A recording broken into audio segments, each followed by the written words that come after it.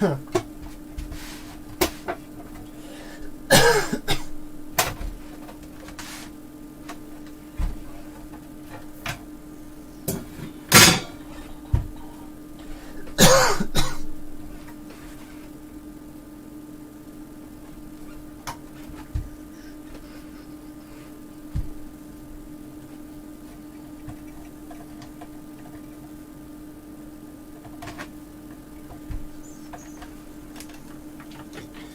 up, guys?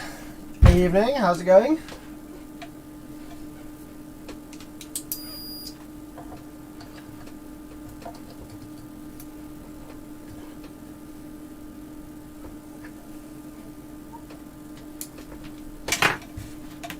What's going on, guys? How's it going? Just getting the stream started off. This is the last earthquake amplifier that we were looking at. I actually forgot that this was part of the box of earthquake stuff that I had for last night. But I've got a few things to look at this evening. El Fuego, just dropping straight in there with a 5. Thanks for live stream. How do I get started in amplifier repair? To get started in amplifier repair, first thing you need to do is to buy Perry Babin's amplifier repair guide from bcae1.com.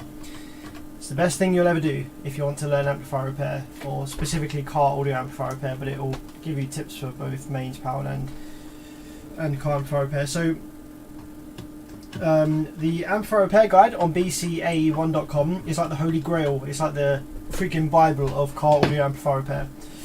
So I highly recommend that you buy that if you're looking to get started in amplifier repair. Once you've got that, once you've spent about 2 weeks or a couple of months reading it and understanding it, you need to get yourself a decent bench oscilloscope like this, or you can get one of the modern ones with the LCD screens with multicolour.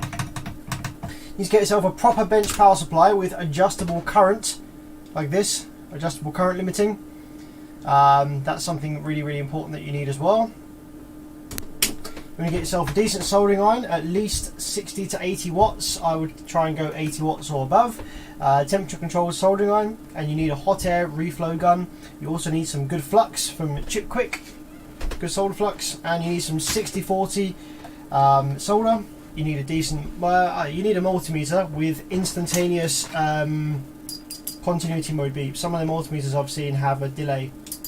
You need one that's instantaneous. Doesn't really matter, it can be a cheap one, just as long as it's instantaneous.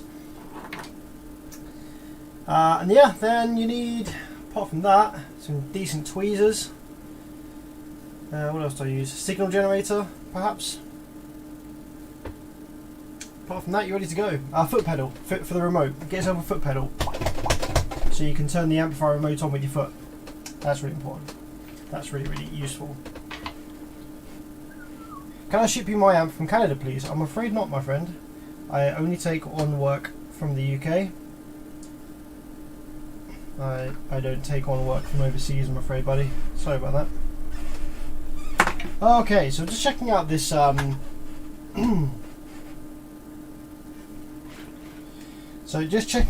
earthquake amplifier here, and this is the last of the earthquake stuff that I had from the other night. Now this is an extremely generic circuit design.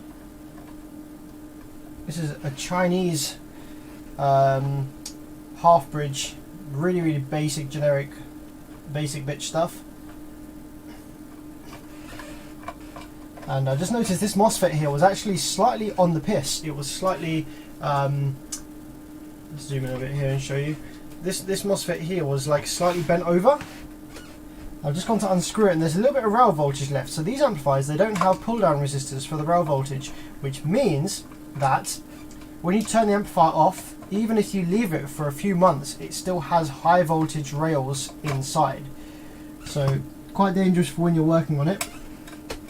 Let's take a look. Now this MOSFET actually looks a bit janky. Yes, it looks like we might have a snapped lead perhaps.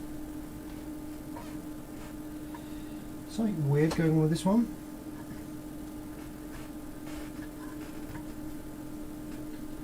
Perhaps it's okay. Just a bit of solder flux. See, this MOSFET wasn't secured properly. It was all like bent over from the factory. Not ideal, not what you want.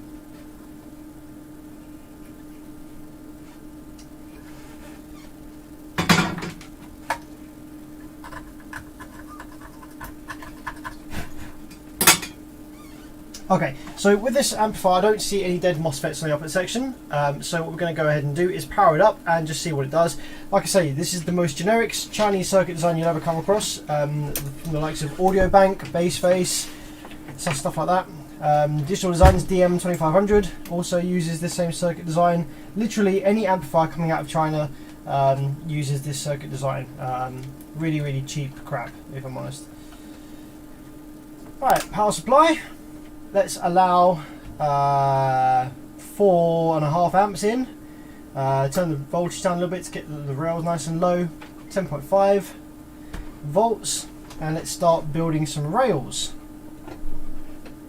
Make sure we have decent power supply switching first as well. So the amplifier will start. It will try and turn on instantaneously. It will go. Durr. There we go. Tries to turn on instantaneously. Now the power supply just seems to be like ticking away. So let's see, how much rail voltage did that build? That built about 16 volts of rail. And every time it clicks we build a little bit more rail, as you can see there. It's really trying to come on, so I'm going to give it a little bit more voltage, a little bit more current, just to try and get it to come on a bit quicker. Make sure there's no DC offset on the speaker terminals. Nope. Slowly coming up.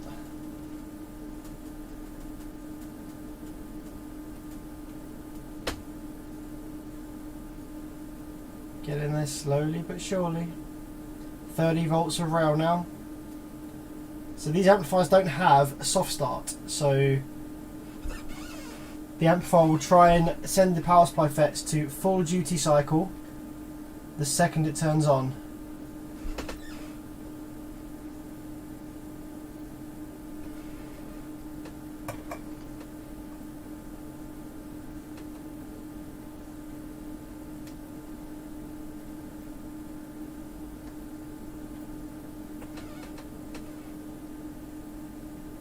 It's not really pulsing these FETs like I'd expect. Getting the odd pulse here and there. Where are we at the rails now? We're at 37 volts on the rails. I'm allowing full current, 20 amps to go into the board, and nothing's really happening here. Interesting, okay. Let's see if anything's getting hot in here.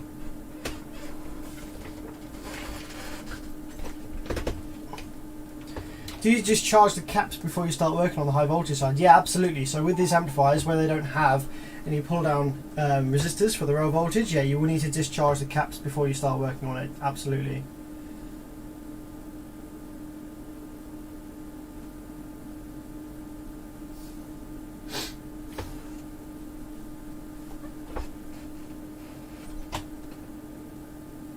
Okay, so just having a quick look with the thermal imaging camera to see if anything is getting hot on this board while it tries to power up.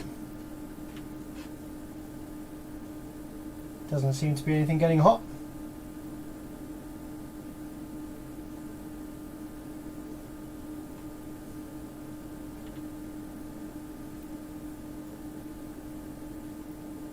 Power supply drivers are getting a little warm.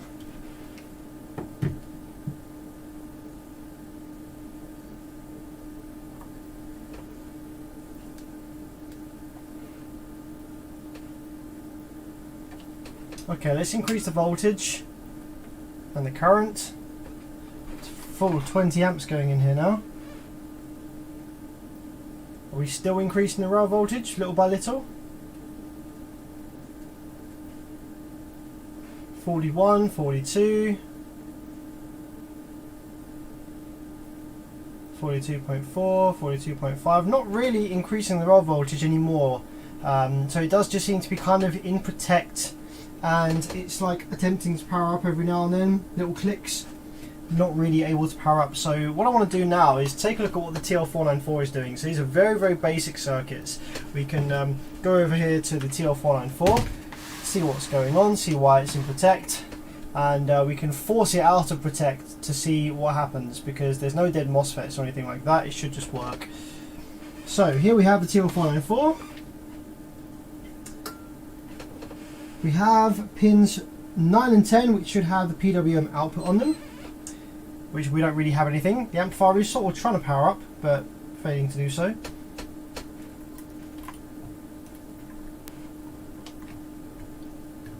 So on pin 3 we should have nothing. On pin 3 we have 4.2 volts. So that shouldn't be there.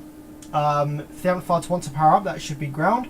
On pin number 4 we don't have anything on pin 4, that's good. So pin 3 needs to be down at 0 volts in order for the TF104 to come to life. By the sounds of the amplifier, the way it's ticking, I imagine it is actually, yeah, it is going to ground ever so slightly. It is going to 0 volts ever so slightly, but it's happening almost too quickly for my scope to register it. Every now and then you get like a little bloop. You can see it on the scope every now and then. There's like a tiny little drop down to ground to 0 volts. Tiny attempt at switching on the power supply FETs as well there. It just doesn't stay on. So the amplifier is either in protect unintentionally, it's like it's throwing itself into protect for no reason, because we don't have any DC offset on the speaker terminals, so it shouldn't really be going to protect like that.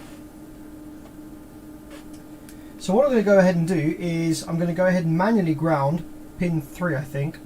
Now pin 3 is the output of comparators on pins 1, 2, 15 and 16. So actually what the better thing might be to do is to actually read the voltages on pins 1, 2, 15 and 16 and have a look.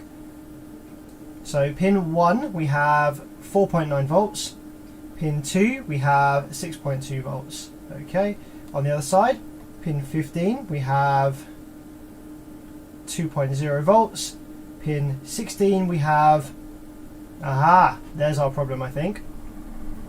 So on pin 16 we have 10.2 volts and it kind of sinks down to ground and the amplifier will then try and turn on. And then as soon as it sinks down to ground, it gets recharged by something the amplifier trying to power up and it goes back up to 10 again. See, we actually have battery voltage here.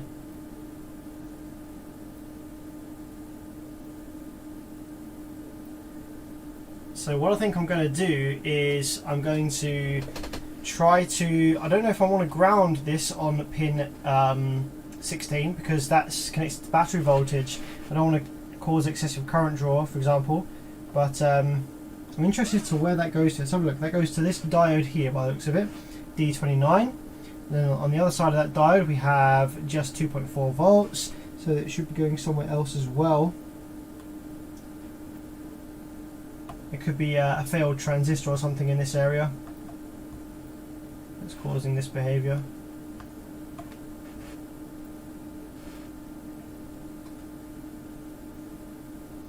There seems to be some kind of green stuff around the board here. I wonder whether it's got water damaged.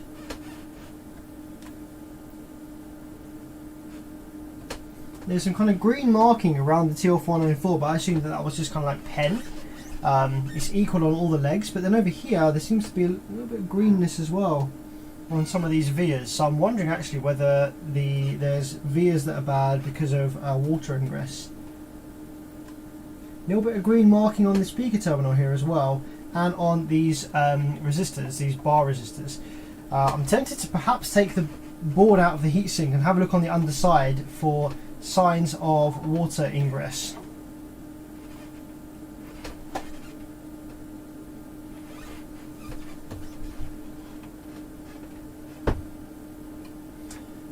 What do we have now on the rail voltage? We have 46 volts on the rail.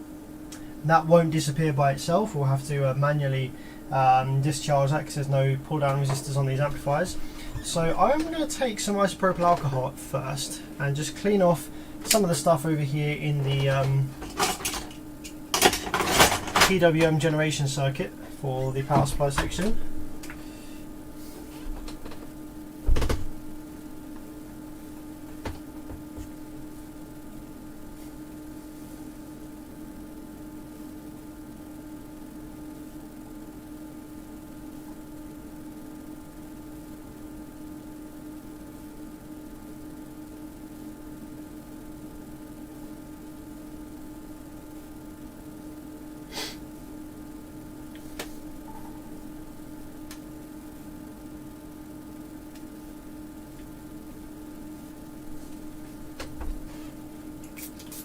So I'm just going to clean up this area around here, around the TL494, just to make sure that there's no conductive green crap from water ingress.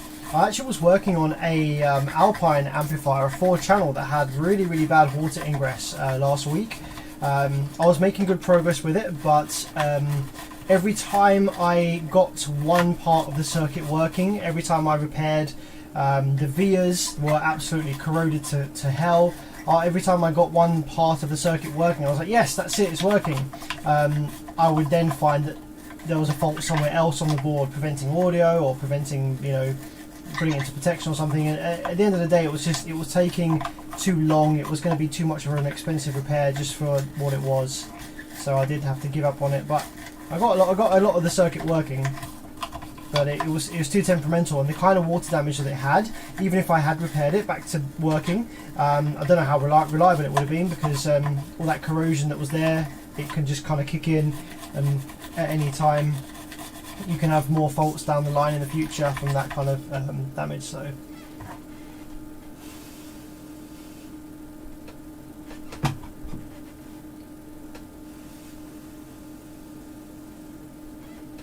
to see if cleaning that has made any difference whatsoever. I imagine not. I think there's probably a via that's bad somewhere, but let's just see if that's done anything. So we start off with, let's have a look, nothing on pin 16 now.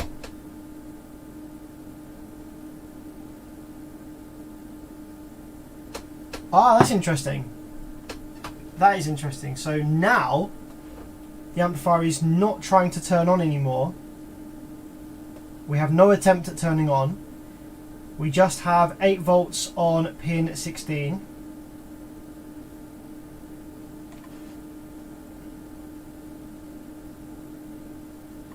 So yes, there is 7.6. It's like changing a lot. So from cleaning that area, we have actually changed the behavior of this amplifier. So interesting one. So I think yes, there is definitely some kind of water corrosion or something.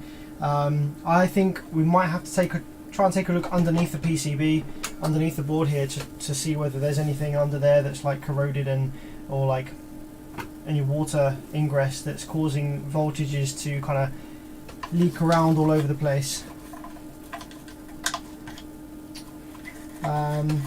Before we do that though, I think it might not be a bad idea to turn the soldering iron on and to reflow a lot of these vias, just in case. And while that's doing that, I'm going to take this, while the soldering iron's getting hot, I'm going to take the side panel off of the amplifier, because I want to just stick my eyes down the board. I just want to get a quick look underneath the board if I can, to see whether there is any obvious signs of water ingress on the underside of the board.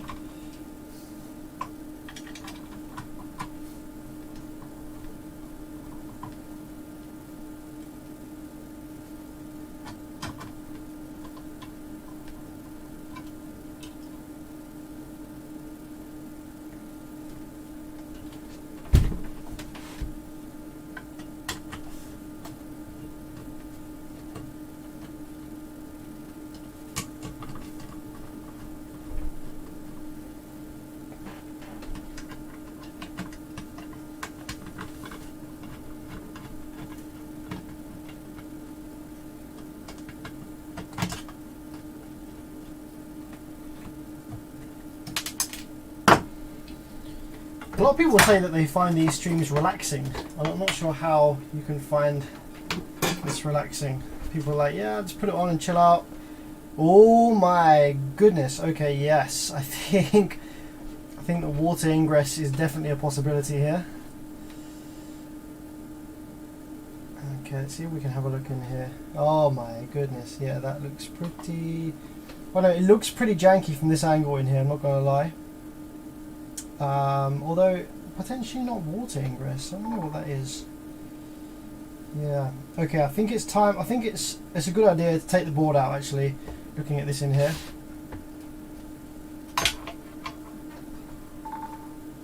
See if you can get a look in there. It's very difficult to kind of show it on camera, but there is like a thick layer of something over the whole PCB on the back here, like. It just kind of looks like dust, perhaps, but it might be a good idea to give that a clean. But what I'm going to do first is just reflow some of these solder joints over here in the TL494 area, because we did seem to have a little bit of water ingress going on over here. Now the rails are still fully charged at about 46 volts on the output section side, so I want to go ahead and make sure that we don't have any of that high voltage over on this side of the board. We don't usually, but sometimes this circuit over here will listen to the rail voltage, and I don't want to touch my soldering iron on 46 volts. Just want to make sure that that's not present anywhere around here.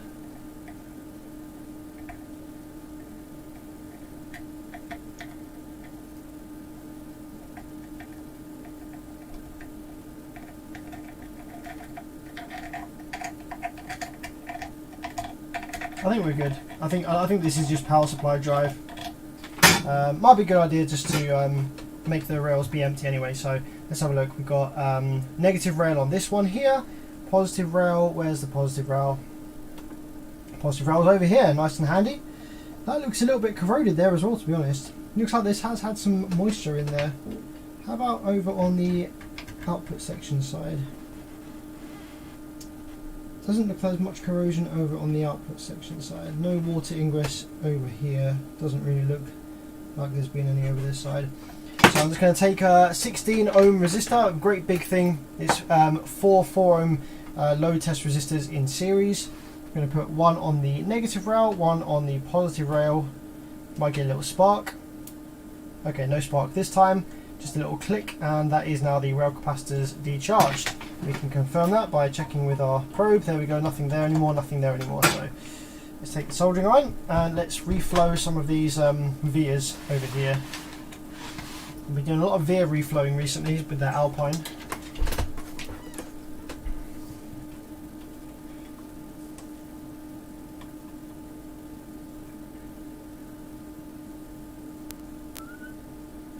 What I'm going to do is dump a bunch of flux on here first. So any via that I want to reflow, dump a bit of flux. There's a lot of vias around here. They do all kinds of things, go to all kinds of places. There might have actually been some moisture that got stuck under the TL494, and there could be some vias under the TL494 itself, which have become corroded as a result of that. So what I might do is remove the TL494 in a minute if this doesn't make any difference, and have a look underneath and see what's under there.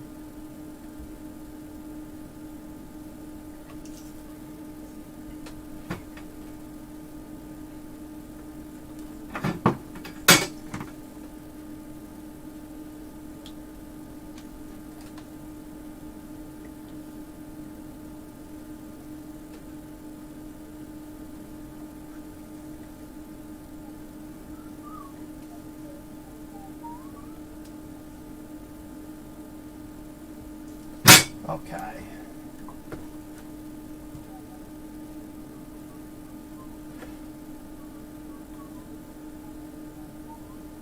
So yeah, the flux is doing its job. See here, just it's flowing fresh solder through all of these vias here. So because there's flux on the board, I just need to put a little bit of solder on my iron tip and then touch the via with the iron, and the flux will allow the solder that's on the tip to flow down into the via.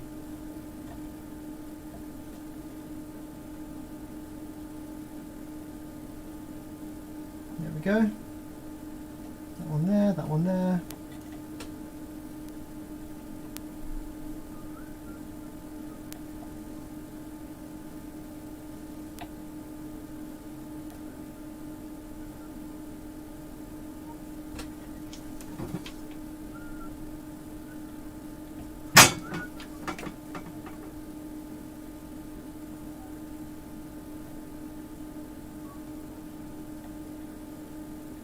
Nicely done.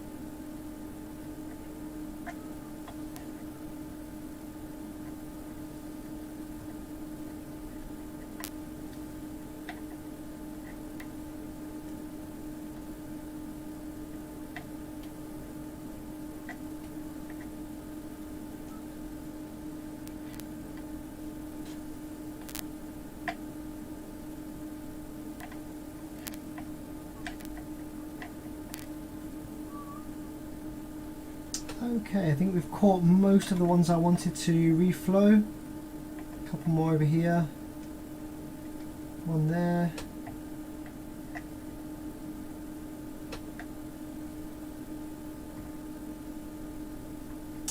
Yeah, I think that's most of the ones I wanted to reflow. That were looking a little crusty.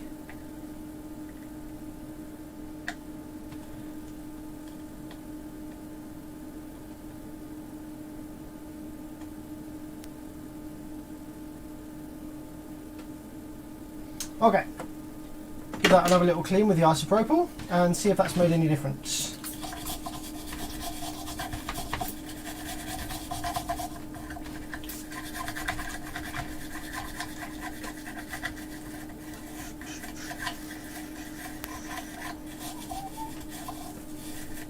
This is a really generic Chinese half-bridge amplifier. It should do about 1200 watts, 1500 watts RMS.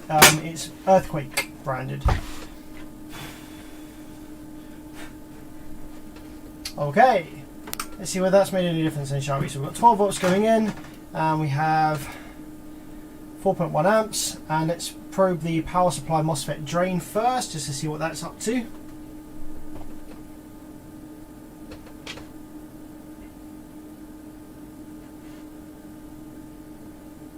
Okay, so now we're just fully in protect. We don't have any attempts at building rail voltage. Now the voltage that was on pin number... Aha, here we go, interesting. So the voltage on pin 16 of the TL494, which was initially 10 volts, and then was like, what was it, 7 volts, is now 2 or 3 volts. So that has dropped down a lot from reflowing those solar vias. So I think there's definitely a corrosion style type of problem over here. It's increasing slowly. I think that the voltage on pin 16 needs to be low in order for the amplifier to try and come on. So now that that voltage is nice and low, I'm actually going to take some tweezers. I'm going to manually ground out the voltage on pin 16 and see where the amplifier tries to turn on. So I'm going to take some tweezers here. I'm going to wrap the tweezers around the ground ring on my scope probe. I'm going to be able to touch pin 16 with the tweezers, which will ground it. So let's have a look and see what happens. The amplifier should try and power up, and we should get some switching, although this isn't going to work because my tweezers are actually coated in CA glue. So let's just get that off there first. Otherwise it won't actually ground out pin 16 at all. There we go. Okay. I could do with another probe really to probe the output section. Here we go. Let's ground it using this spare probe.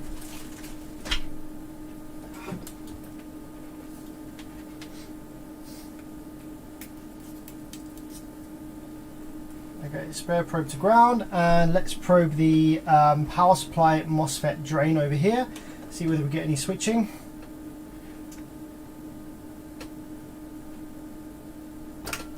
Okay, yeah, there we go. Amplifier looks like it comes on now. So when I ground pin 16, amplifier wants to come on. So we have a protection circuit failure, my friends.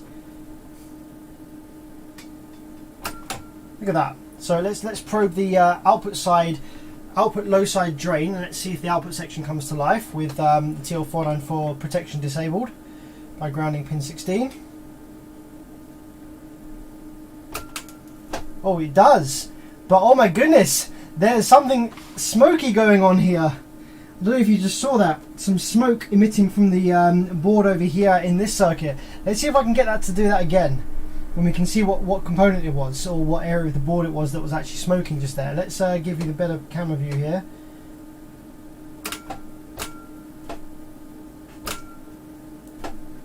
Okay, one of these transistors here, looks like this one here. Can you see the smoke?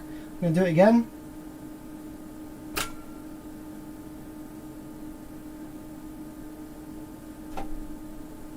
Okay, it definitely looked like it was coming from this transistor here. I'm going to spray the board with some isopropyl alcohol, and then whichever component gets hot should evaporate the isopropyl alcohol immediately. I could also use my thermal imaging camera, but this stuff's too small. The thermal imaging camera isn't quite accurate enough.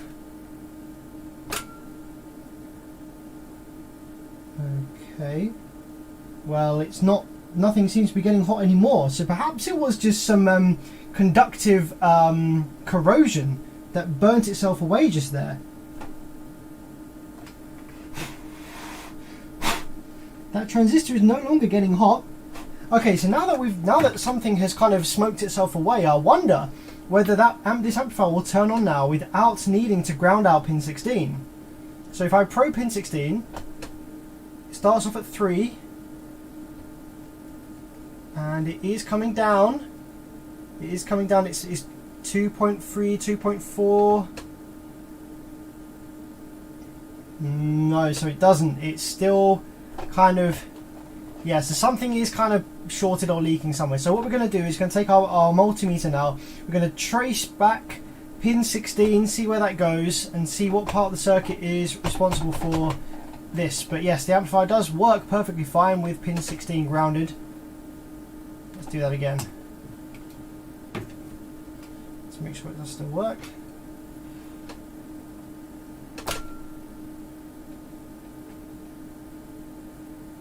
And if I let go of pin 16, it goes to protect. See that? Pin 16 grounded, back to life.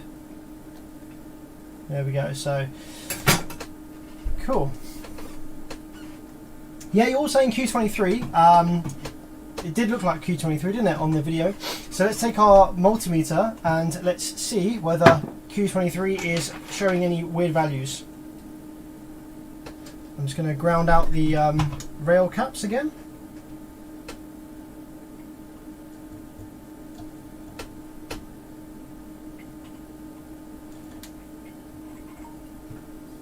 There we go. Let's clean up this board a little bit over here.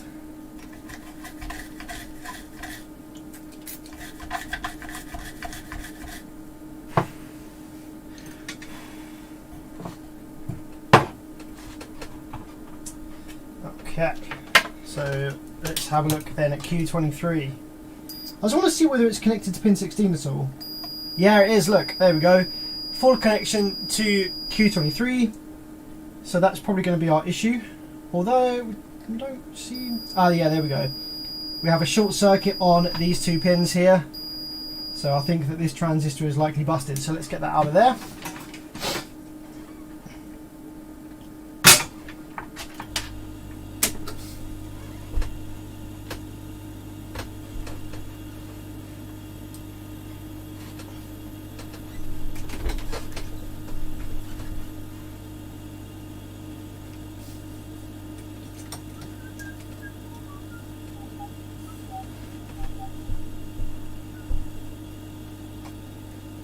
'23 smoked a trooper. I think I missed it because I wasn't quite looking in that direction when I looked at it. So I want to go ahead and take a look at the video of the stream and see whether we can see it. When was it? It was back.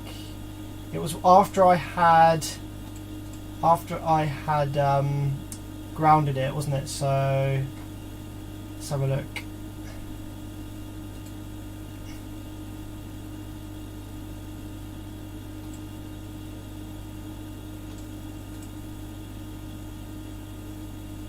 I only get 360p.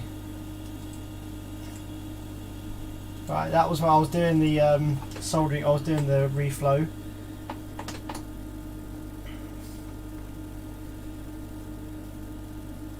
I just want to see it smoke. It was pretty cool if it did.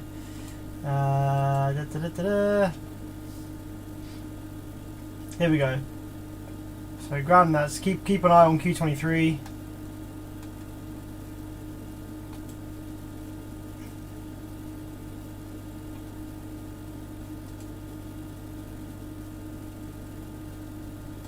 Come on, get on with it. Yeah, there we go. There it is. Yeah, that's definitely Q23, isn't it? I think. Yeah, he is. Nice.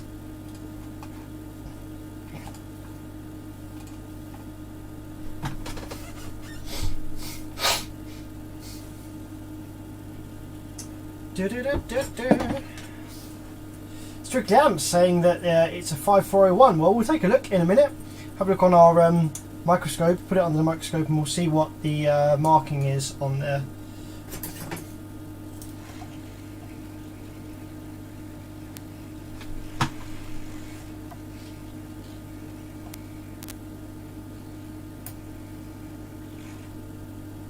Okay, so let's get it under the microscope. Let's have a quick look, see what the marking says.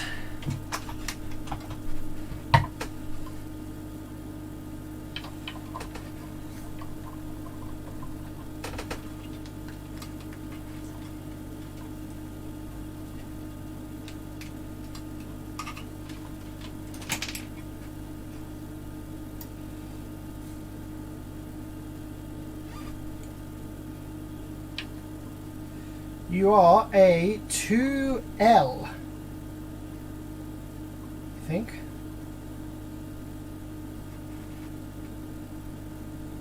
2L? Looks like a 2L. Yep, there we go. Just need to change the lighting a little bit. 2L, so is Strictly Amp. Yeah, it's Strictly Amps, correct. It is an MMBT 5401. So what I'm going to do, I think I have some of those spare, but these parts are not part critical. So let's have a look at the data sheet for the MMBT 5401, and let's just see what kind of voltages, etc. it is.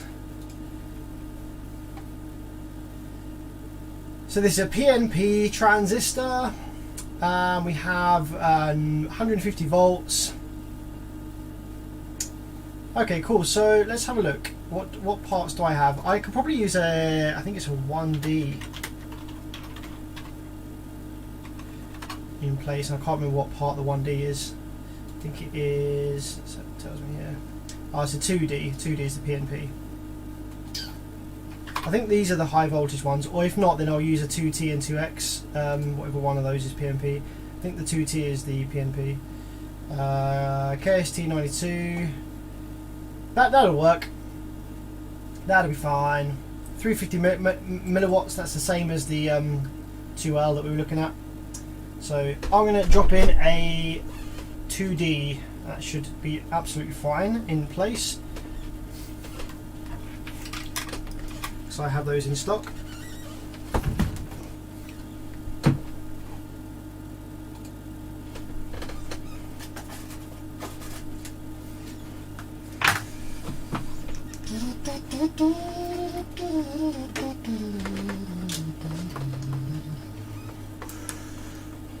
Refresh those solder joints, those pads.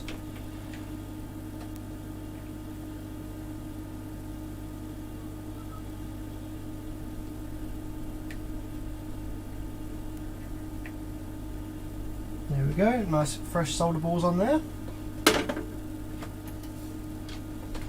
Grab a 2D.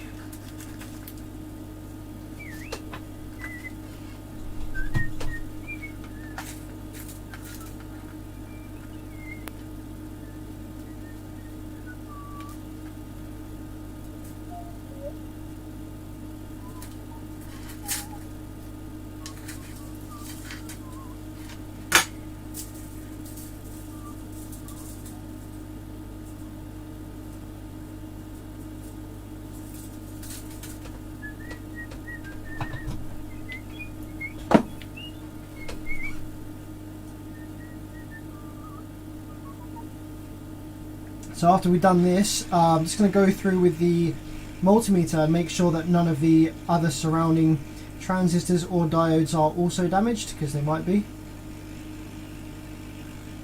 There we go. I think a little bit more flux on there. The top pin wasn't really catching quite as nice as I would like. There we go. Let that cool down for a moment. What amp is this? This is an Earthquake, what is this? Earthquake Mini D2500. Not a very good amplifier. Cheap Chinese thing. So now that that solder has set, let's just take a quick look at some of the other transistors in the area. See see what kind of readings we got from these. See if they're good or bad. Okay, this one's reading good. That's the kind of values I would expect. Now I did actually have to steal my my camera for my multimeter. I usually have a camera here on the multimeter on the screen, but I had to steal it today to put up a light fitting, because it's the camera that I use for the multimeter is one of those inspection cameras on the long wire. Really useful.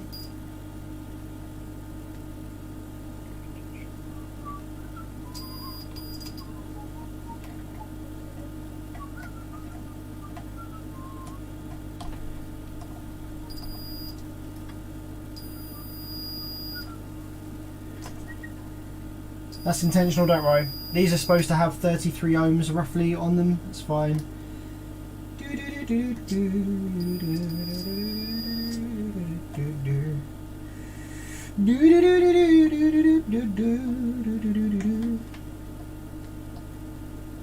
Alright, well, let's see what it does now that we've replaced that part.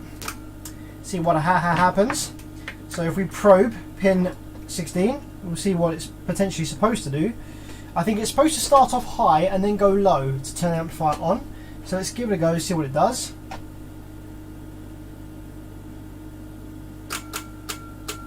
There we go. It's doing the exact same thing it was doing before. So it goes up high, tries to turn the amplifier on. So there's something weird going on with this.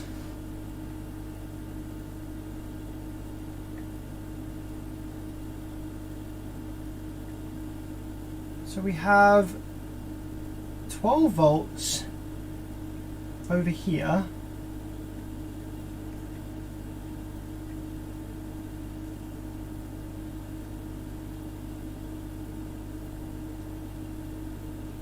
Right, on pin 1 of this transistor, that's where the issue is. That's where, so Q23 might actually have been fine, and we killed it by grounding pin 16. Because we just basically sent to ground the voltage which is going through Q23. So see on pin 1 right here, this is what's telling this transistor to kind of go on and off weirdly like this. So this transistor is going on and off, on and off, on and off like this, trying to power up, right?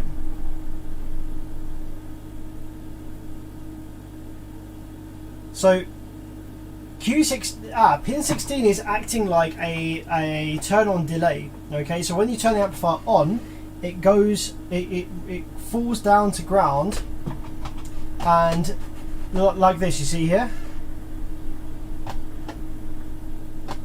So when I put the remote pedal on, okay, we have voltage on this transistor goes from 2 volts up to battery voltage, okay, on Q23. Then, when the amplifier wants to turn on, the voltage on pin 1 will drop slightly, I think, causing the output of the transistor to go high to match with pin 3. I think it is. What is it? Oh no, ground. Does it ground it? Oh no, I think it must ground it through. What's it doing?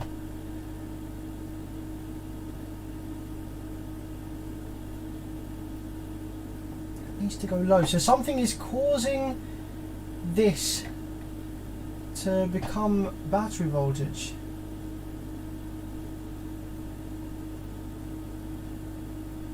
It tries to ground. It tries to bring pin 16 to ground, which is what it should be for the amplifier to operate. But then it pulls it up to battery voltage, tries again, pulls up battery voltage, tries again. Right, I think I see what's happening here. So on pin number 1, you see the voltage fluctuating slightly, it rises. So yes, when the voltage on pin 1 is under pin 3, it sends 12 volts to pin 16. However, it then slowly rises again back to the voltage on pin 3, which should turn the transistor off. But then as soon as it does that, it glitches and turns it back on again. So, okay, let's try and follow what's connected to pin 1 of Q23.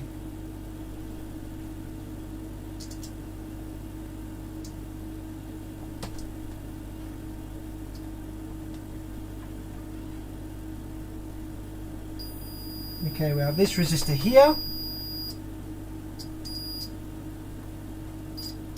This capacitor here. This 102.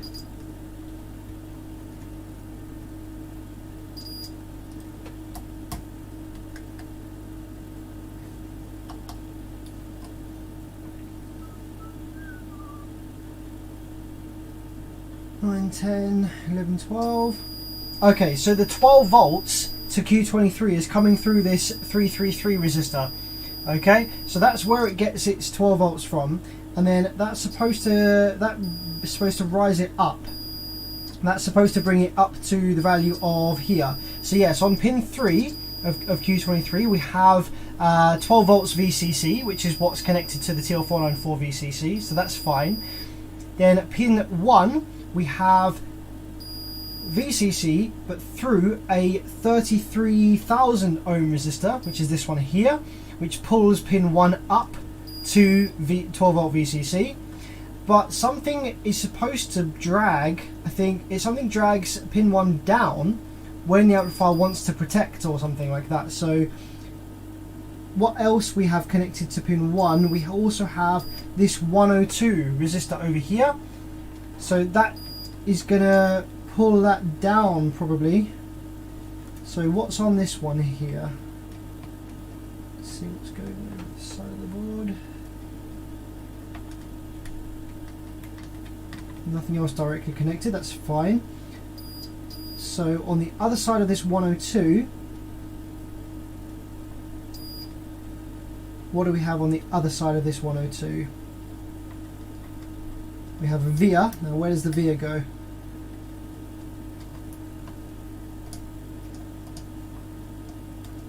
That via might go all the way up to the output section for all we know.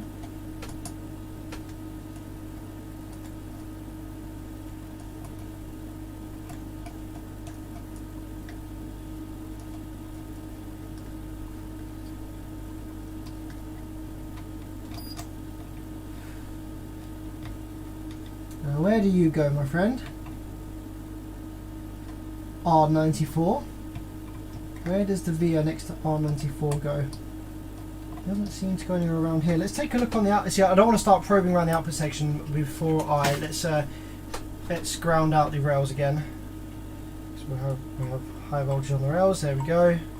That's now empty. Okay, so I know strictly amps. I know in the live chat you're saying check Q9 and Q10. Already done that. Let's have a look at Q9 and Q10. Where are we? Q9 and Q10. Oh no, I haven't checked Q9 Q10 yet. Where are they?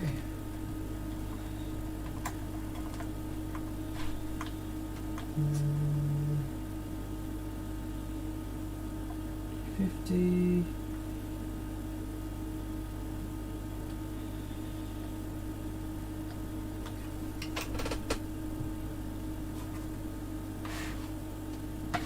Okay, Q9 and Q10 are over in the output section over here.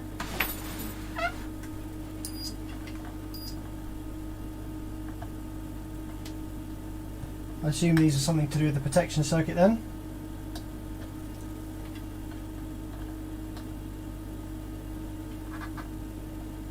Okay, Q9 I believe to be reading as expected. Let's run that way around. Yeah, Q9 is reading as expected.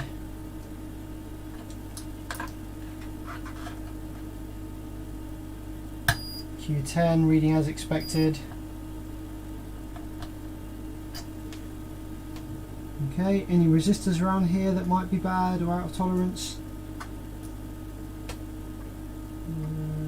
Doesn't seem to be anything looking nothing visibly damaged over this side.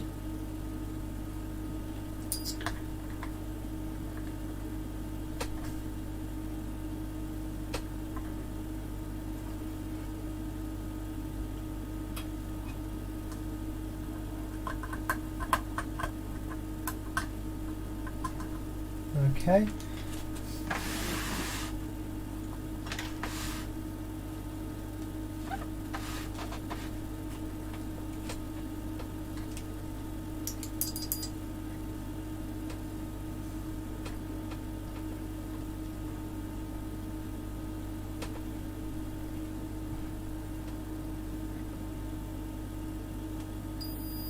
Okay, so yes, Q50 also goes to pin 16.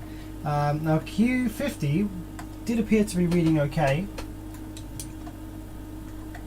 as values as expected in the board here.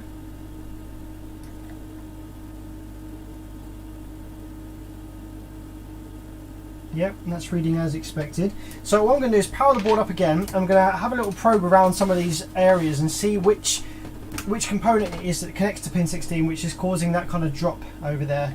So let's get that powered up again. Get the amplifier trying to turn on. Here we go. So it's trying to power up again. Now, pin 16, as we know, is dropping from battery voltage down to ground, and then back up again. So we have that on Q50 as well. So on Q50 we have 4 volts, which sort of dips down and drops as the amplifier tries to turn on. And we have 11.84 volts there as well on this one.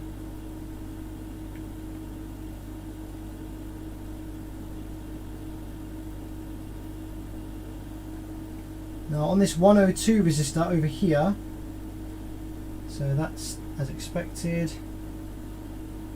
That's as expected, and the 102 resistor over here.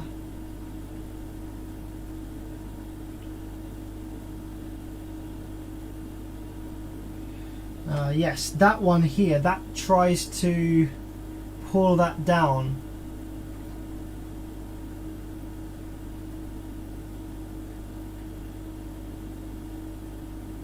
So it looks like this 102 R94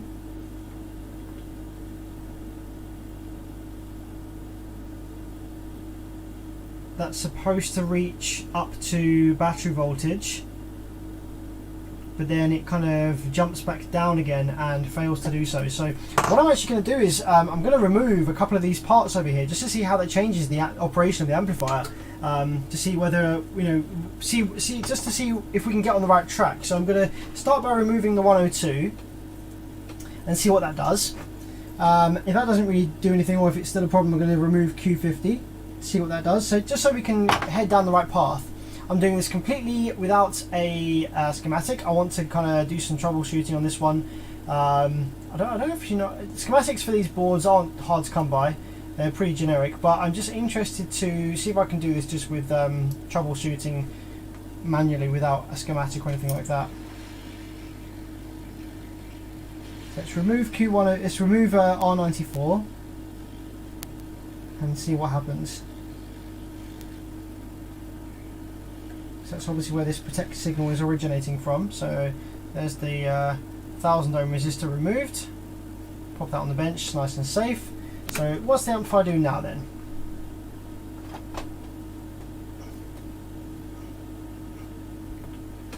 Okay, so the amplifier with that removed is constantly in protect, so I think it doesn't seem to, let's have a look, it is dropping, here we go. Okay, so yes, that actually now brings the amplifier on fully. So whatever is connected to this resistor here, R94, that is the culprit, that is the issue.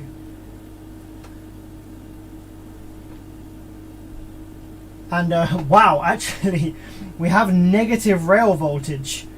That's the problem. Okay, so on the other side of keep saying Q, on R94, this wire is in the way of the camera very, very much, really annoying. So Q94, with the amplifier off, we have 0 volts.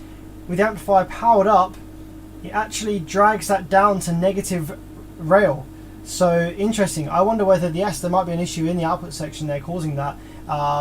Maybe that's supposed to be some kind of DC offset thing or something, but that will drag the voltage. See, yes, the voltage on, in order for the amplifier to work and come on, the voltage on this side of R94 must be about 11.6. It must be high. Okay, if the voltage on R94 goes low as a result of it being pulled low this side, then the amplifier will protect. So that is why the amplifier is going to protect, because we have negative rail voltage essentially on the other side of the resistor. So with it removed, naturally the amplifier works fine. However, when we put it back, the amplifier will go into protect again. So with that knowledge, let's go ahead and trace what's connected to that side of R94 and investigate over that side of the board. It's more satisfying when you find the issue by yourself, kind of thing, you know, without somebody telling you what part to check, or without, like, schematics are good. You can still get a satisfying repair with a schematic, but I don't know, I can remember things easier. If I've traced a component and where it goes from just visually doing it with a multimeter, I then remember better for future, because it's kind of like muscle memory. Okay, so here is R94. And we are turning our attention to this side here, this one there.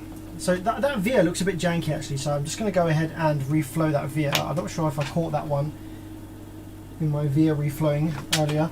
Let's see if I can find out where it goes though on the board. Does it go off to the output section? It might do. So we've got high voltage there, we've got like rail voltage, so it must be coming from the output section somewhere. So I'm going to check those transistors that were mentioned earlier, Q9 and Q10 up here, just to see whether it's connected to any of those. Doesn't seem to be. I'm going to see whether it's connected to any of these resistors over here perhaps. Doesn't seem to be again. Oh, here we go. We're connected at R50, which is a 330 ohm. Okay. And R44, so we're connected at R50 and R44, so these should both be 330 ohm resistors. If they're not 330 ohm resistors, then that might be why there's a problem. 330, yes, we have 330, 331 on this one, and on this one we have 330. Okay, so those resistors are fine. Now we have a negative rail voltage on there, so as was stated before, Q9 to Q10, one of these might be a problem, or it could be something that's feeding these that's a problem here. So let's go ahead and see. Let's power the amplifier up, still with R94 removed, and let's see if we can have a look at what's going on that side of the circuit. I haven't actually done a repair of this kind before with this kind of issue here. I haven't done a protection circuit fault repair like this on one of these boards, so this is kind of interesting for me and quite exciting, because I'm sort of learning a bit more about this circuit. And Gabrielle was like dropping in here, R50, D28, R44.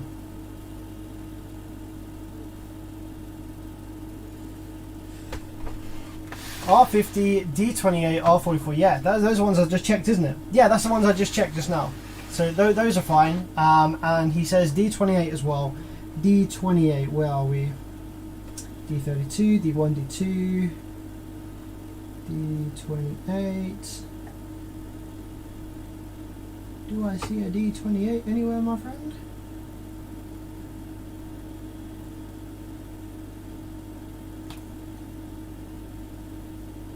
D32. Can't see a D. Is it maybe the D28's over this side of the board? D10, D31. Ah, there's D28, just over here.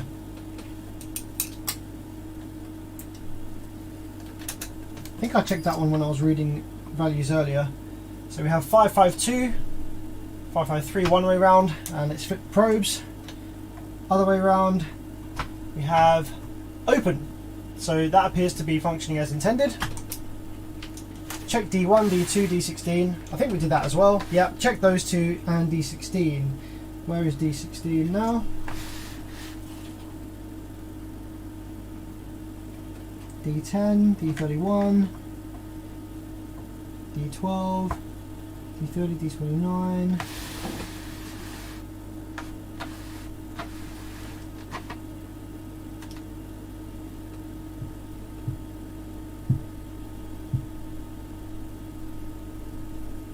Not D16's not immediately jumping out at me.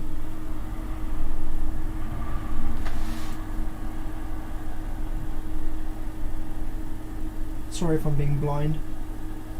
I don't see D16 immediately anywhere, if I'm honest. Anyway, let's just continue with what I was looking at. I want to power the board up now, and I want to inspect what's going on with Q10 and Q9. Q9 and 10. So let's get that powered up.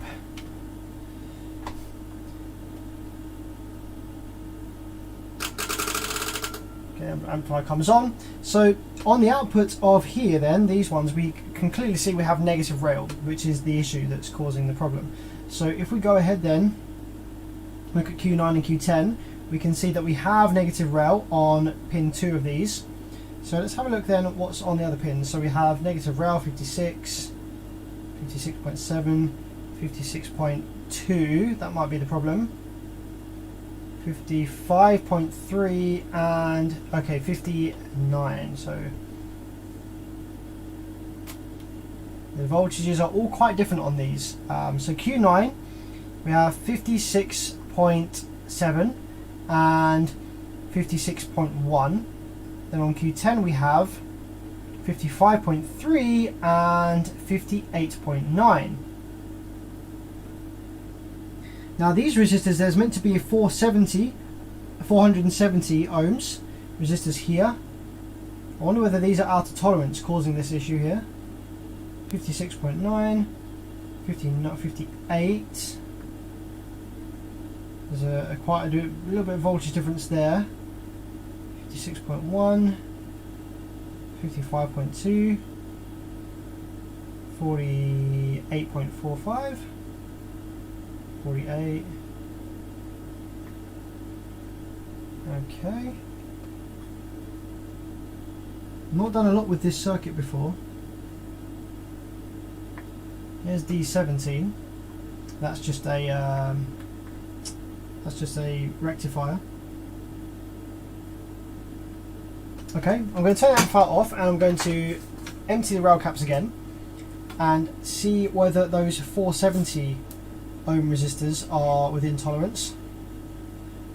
And then what I might do is I might remove both Q10 and 9 and see what's on their pads with them removed, or remove one of them and see whether the low voltage goes away. So what we're looking for, 470 on these ones. 470, that's correct on there, and 470, that's correct on that one as well. We also are supposed to have 3,900 ohms on these ones. Yep, 3.9, that's correct, and 3. It's climbing to 3.9, I think. There we go, 3.9 on there as well, so that all appears fine. I wonder whether one of these, Q9 or Q10, is bad, but what I'm going to do is just remove those, I think, and see what's going on there. D16, I'm not honestly seeing D16 anywhere. Can somebody tell me where D16 is? There's a few people that have mentioned that.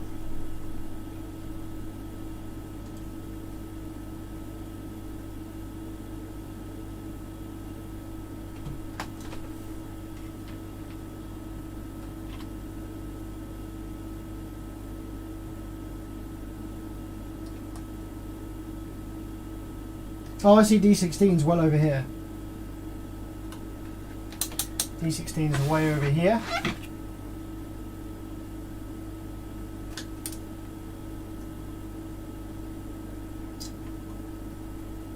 Yeah, that appears to be reading as intended.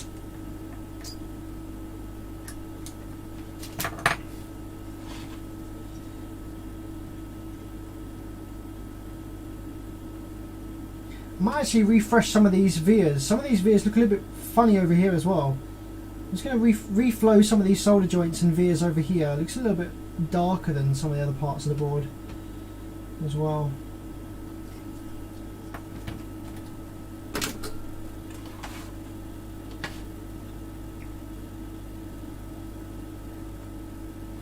Brother, can you tell me why my DC 7.5 kit cost over £2 grand when I could buy a 2 Wolfram for the same price? Because the markup on the DC equipment is horrendous, and you're not getting a better amplifier. Buying a DC 7.5 kit for £2 grand is a pretty dumb move. It's just ridiculous. Like, from the factory, that amplifier probably costs like I don't know, 450, 500, and there's just like markup and markup and markup and markup.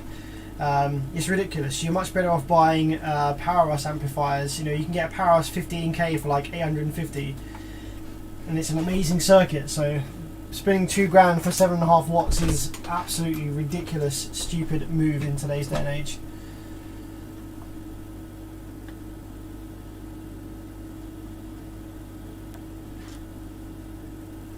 Did I?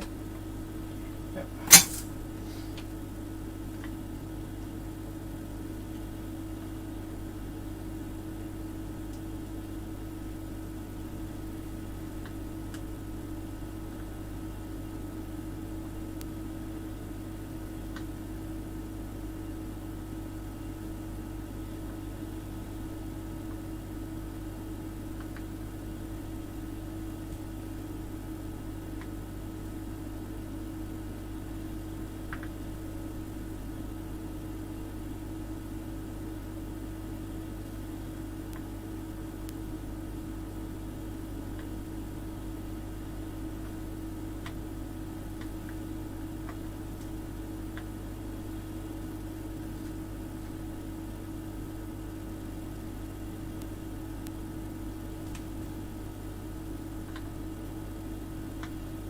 Okay, it's starting to look a little bit better now. Reflow some of these joints as well on these transistors. Not looking super healthy.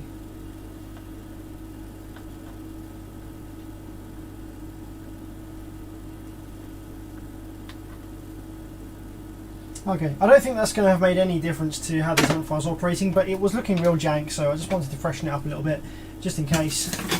So sometimes there's the off chance that that does make a difference.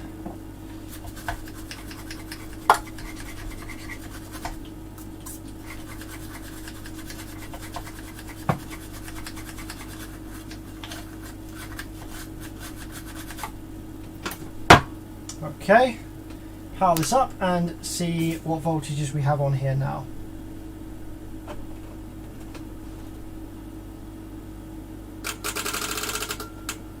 So it goes straight down to negative rail, literally with the rail. The amplifier doesn't even have to be on, it's actually straight there. So it's not something caused by part of the drive circuit or anything like that. Once the amplifier activates, there is something leaking negative rail voltage to these components here. So I'm wondering whether that's even supposed to be there. What I'm going to do is I'm going to go ahead and remove Q9 and Q10. See where that comes. It comes through D1 and D2. There's negative rail voltage there as well. Yeah, I don't know. I feel like this should be at 0 to start with. I feel like that should only be at negative rail if there is some kind of DC offset issue.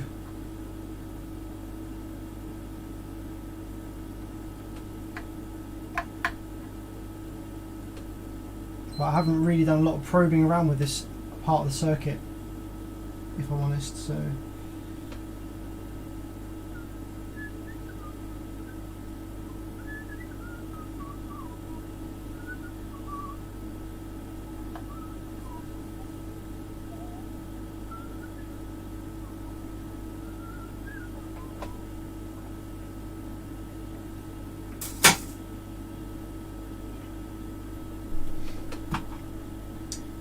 Q4849. Q4849. Where is Q4849?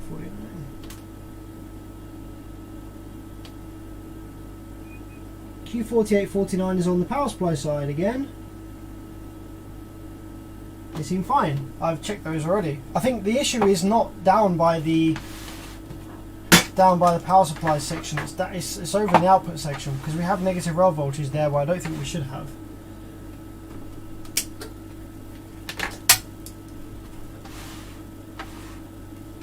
In base to Q9 is negative rail.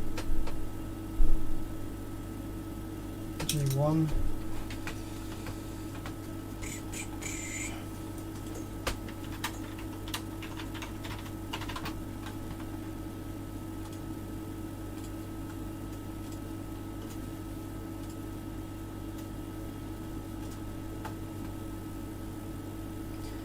Right, so what's supposed to be on the collector of Q9 and 10? What's supposed to be on collector of Q9 and 10, Gabrielle?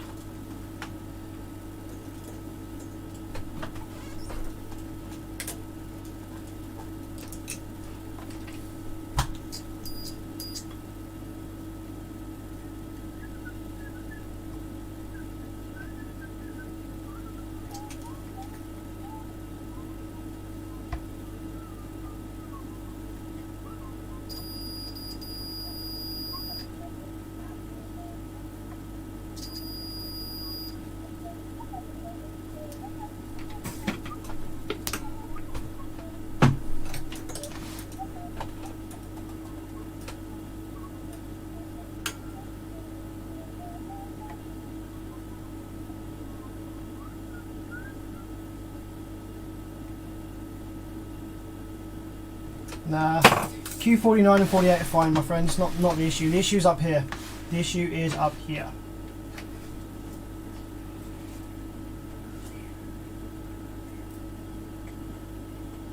You're throwing me off the scent.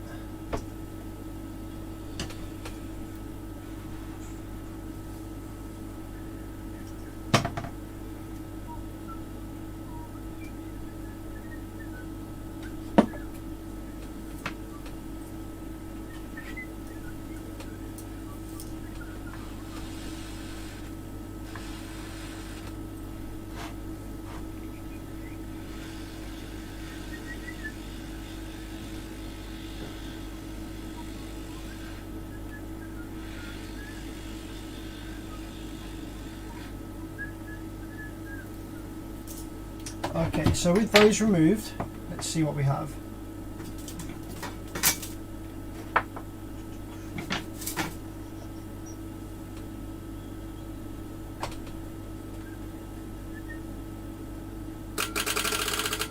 Okay, power's up. So, we have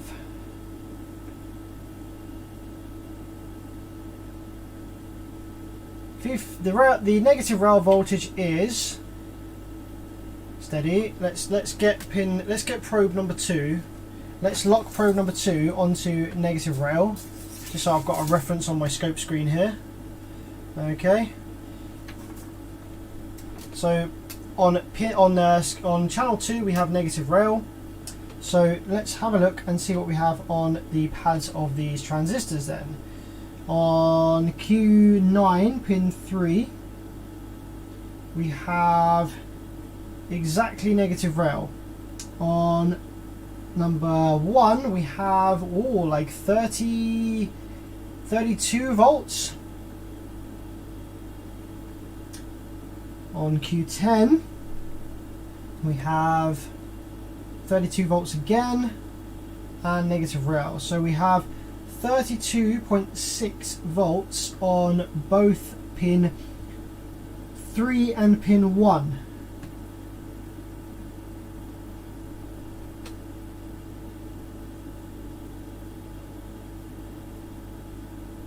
Is that correct? I don't really know.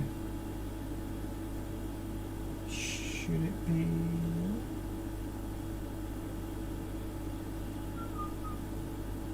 I've got a feeling that one of these should be a PNP, one of these should be an NPN, no? Now this board I've got Q9 and Q10 as the same part. I've got G1 in both Q9 and Q10. I've got a feeling that one of these should be a PNP, shouldn't it?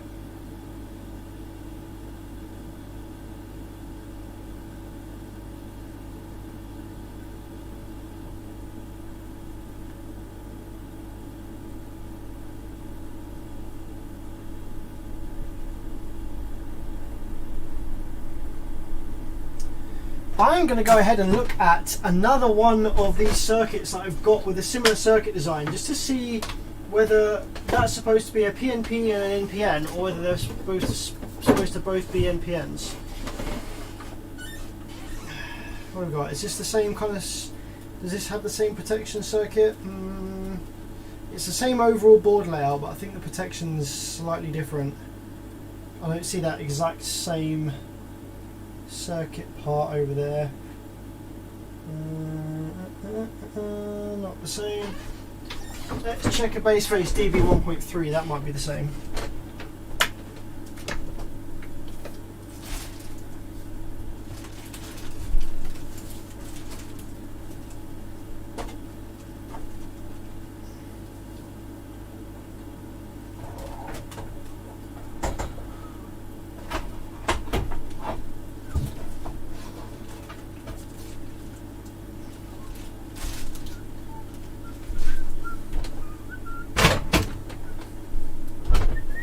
So this is a base phase DB 1.3, which is the same generic circuit layout as this amp board that we're looking at. How's this working?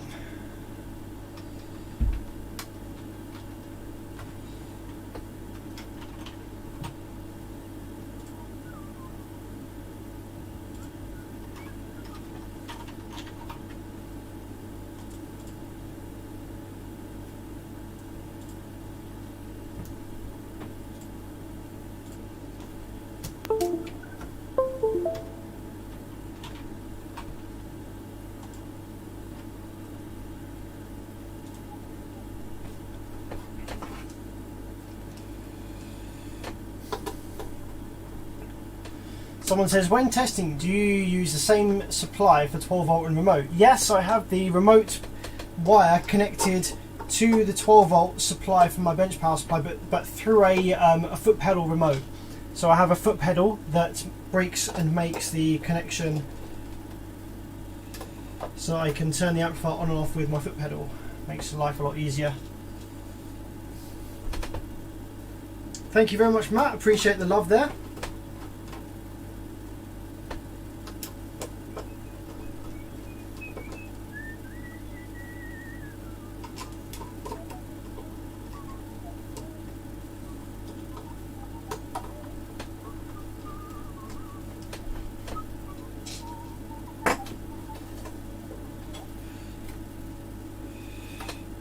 Okay, awesome. This amplifier here from Baseface does have the exact same circuit design with the same protection circuit. So let's have a look and see what parts are in this one, and we might actually power this up and see what it's supposed to be, because we have now a working example of this over here. Here we go. So they are both G1, that is intended to be both the same. So I'm going to see what voltages we are supposed to have on these two transistors with a working amplifier. So if I go ahead and remove the wires from this one here. This base phase amplifier, by the way, is absolutely mutilated. It's caught fire on the power supply section many times before. And this is just a spare that I have laying around. It's working fine, but as you can see, it's caught fire. I've had to run individual gate resistors just to kind of get it back running, but I just use it as a kind of spare thing for testing speakers and stuff. I would never sell this. Look at it. Couldn't possibly sell that. But it does work, so I'll just use it for testing stuff in the workshop.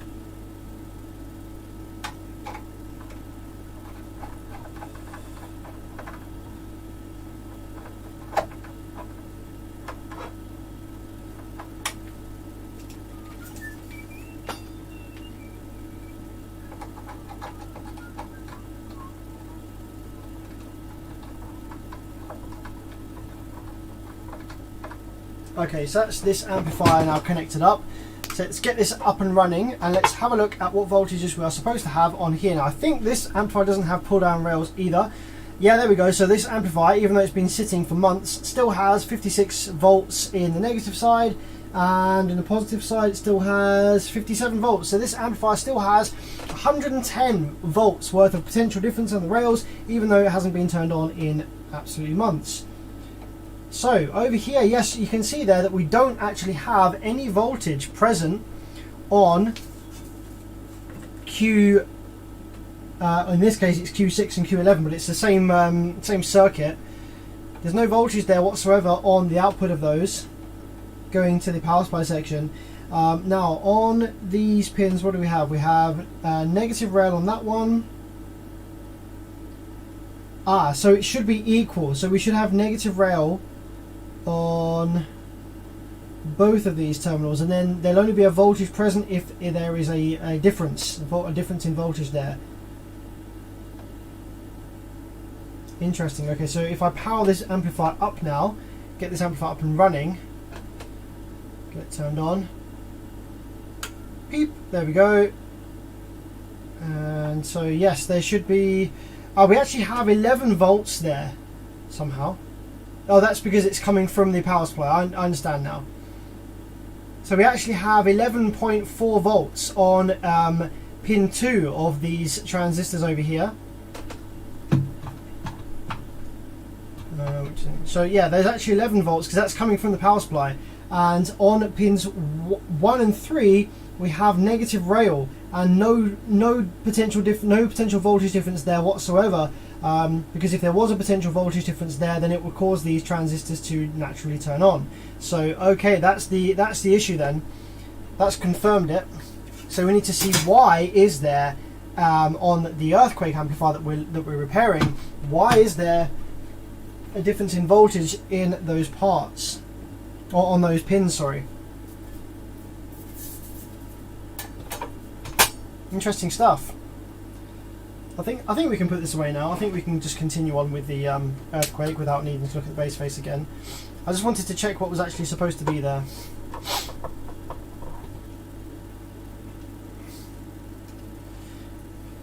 Gabrielle is hammering on saying check pin 3 from the Class D driver board. So we'll have a look at that because the driver card will actually have a protection output pin which might be causing this.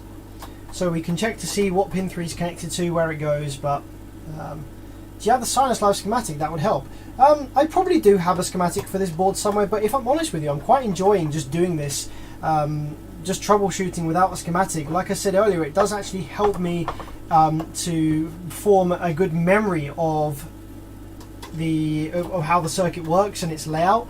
I get kind of muscle memory kind of from doing it without a schematic and just looking at parts of the board and what voltages should be there. I actually remember much better from doing it like this without a schematic. So I'll only generally turn to a schematic if I get really desperate and if I've literally not got any clue what's going on. But I am making good progress without a schematic here, and I quite enjoy doing that.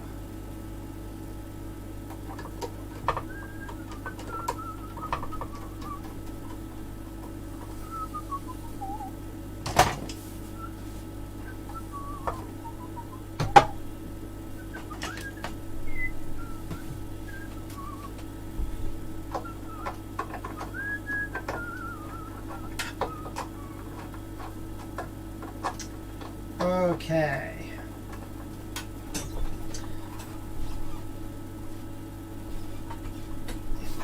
Let's put our power wires back in the earthquake.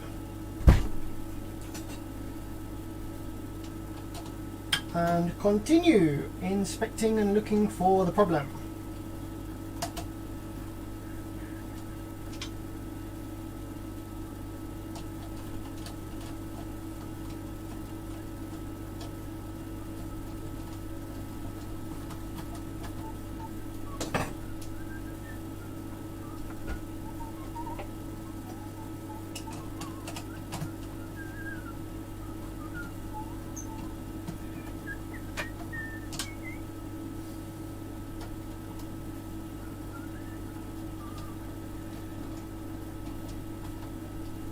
Okay.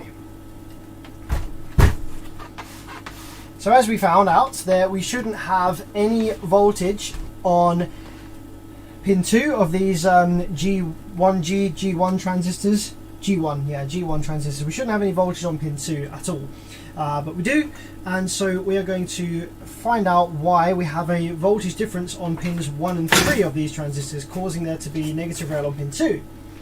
So let's see then. We know then that on pin, I think it's on these two outer pins, these are connected purely just to negative rail. So the issue is going to be on, so you see these two pins here, I think these are just straight up connected to negative rail perhaps, or almost connected to negative rail through a resistor.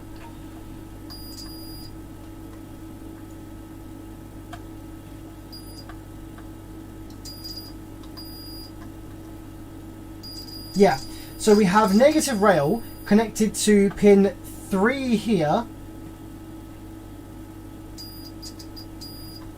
and pin 1 here. Ah, there we go, it's literally just straight up connected. So we have negative rail connected to pin 1 there and pin 3 here through this 470.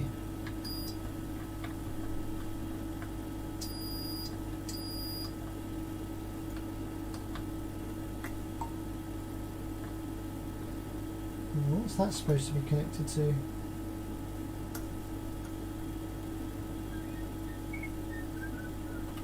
So pin 3 of the driver board, Gabriel was saying to check that and see where that goes. So I'm just going to see whether we have any continuity to any of this part of the board over here from pin 3.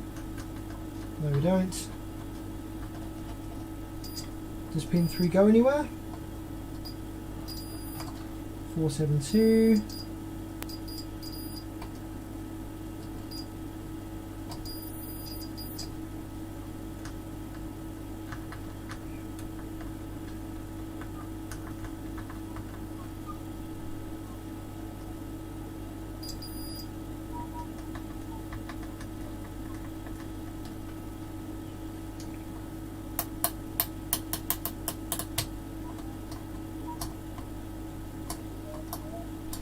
I'm trying to find at the moment what is connected here at pins 3 and 1 of these transistors Q9 and Q10. The ones that have the incorrect voltage on them. There's a via that goes off somewhere, but I can't see where it goes to because it goes under the board, so I'm just kind of probing around to see if I can find out where it goes to. Now, here we go. 471 over this side.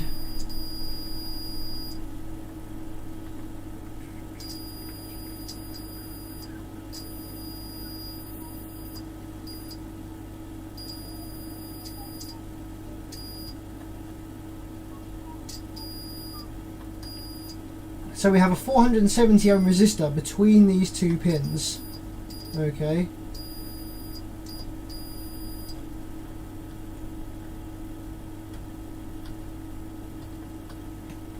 We should also have a negative rail, I think, connected somewhere along here. There we go. Where does that go off to? There's a trace here that goes off, that connects to that. It goes off down here somewhere.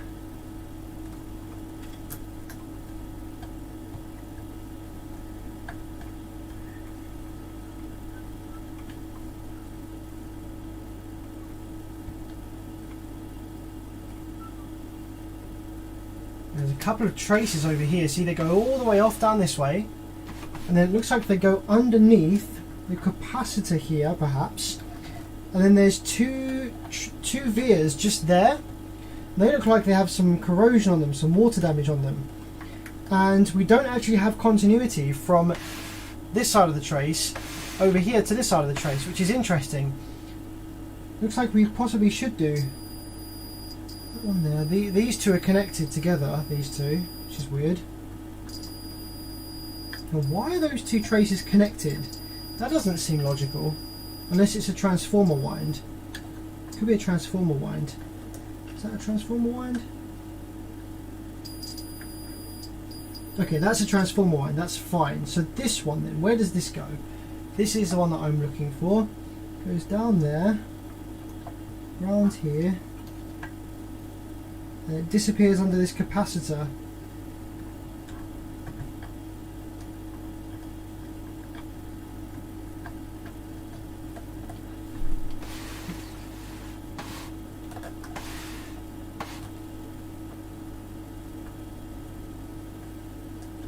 These vias look very janky, I'm not going to lie, over here. I'm going to reflow some of those.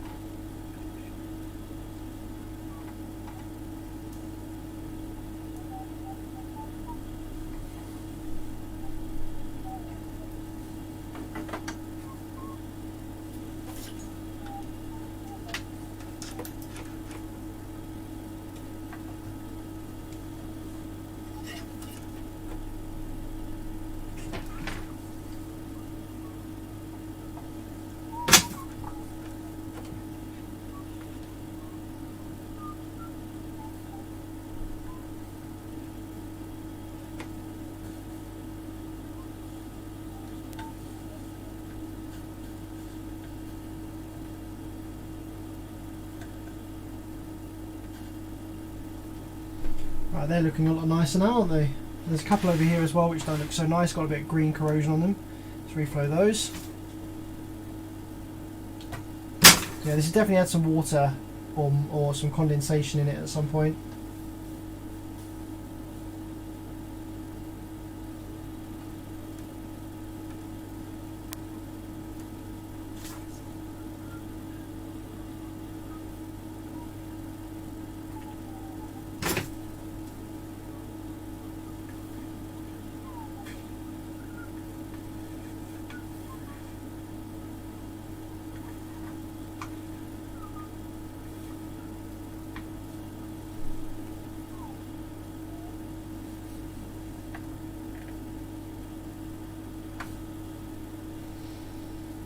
So I would like to know though, where does this trace go to by D17 here?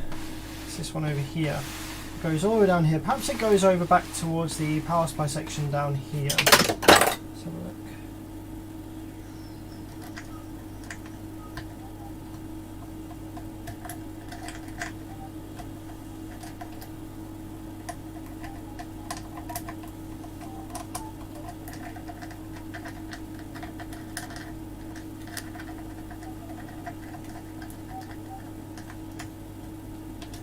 I think so. If we can't find where it goes, that might be the issue, because it clearly goes along here, goes underneath this capacitor. Now if there is corrosion or damage under the capacitor, it may have eaten away the trace, you see. So I'm wondering, where does that go?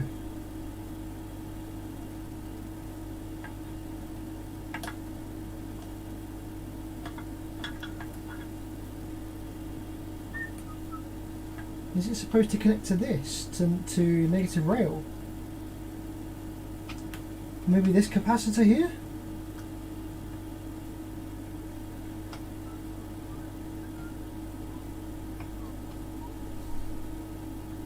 So we don't even have any continuity to that trace there.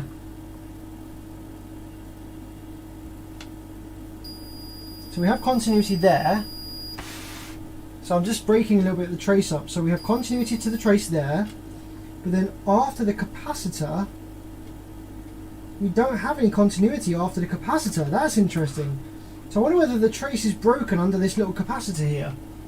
It looks like the trace should go here, to this cap, and then onward this way, but it doesn't. There's no continuity after the cap there.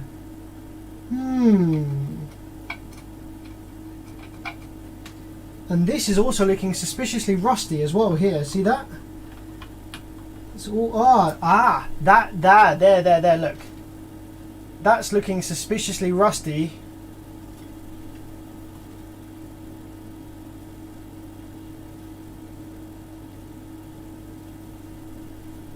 That's looking suspiciously rusty.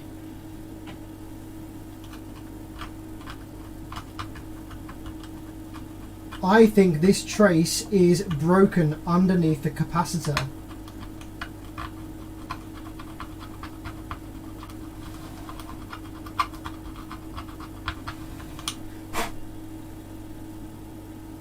So I think, my friends, that what we need to do is just run a jumper wire from here to this side of the trace. And that connects to negative rail. See this side here, that connects to negative rail.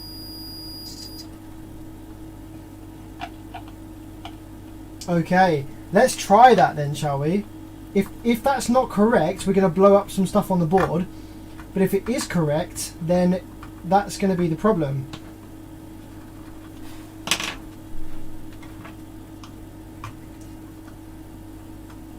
Gotta love a bit of water damage.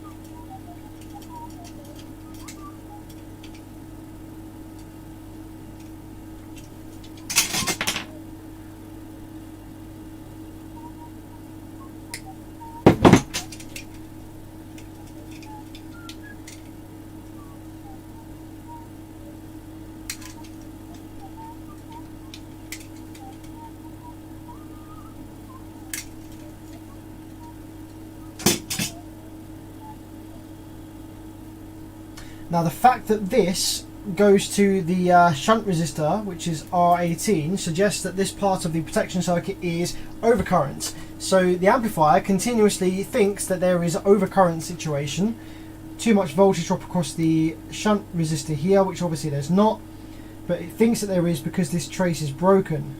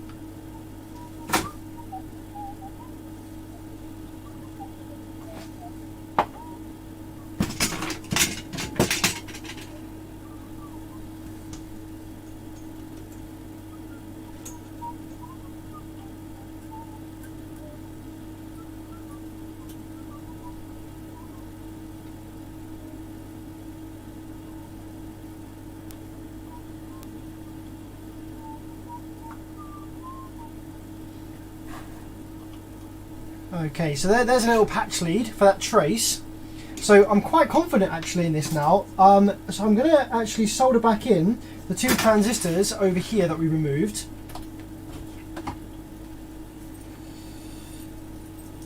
Because I'm pretty confident that that was and is the issue. That broken trace there, due to water damage, corrosion.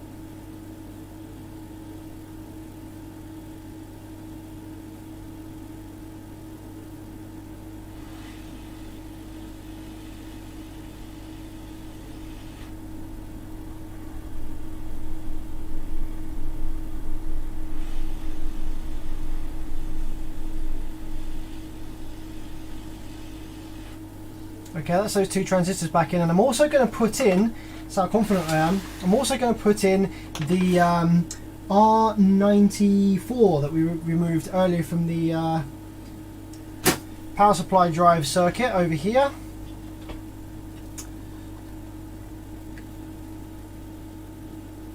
I think this is probably going to work fine now.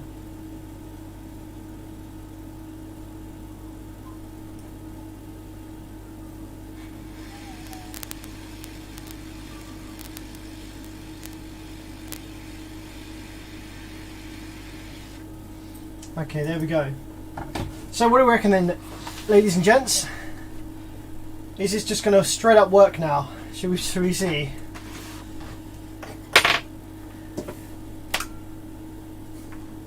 So everything's back in. We've repaired that trace there that was broken. So the amplifier now shouldn't think that it's constantly in overcurrent mode. So let's probe the low side drain and see what happens.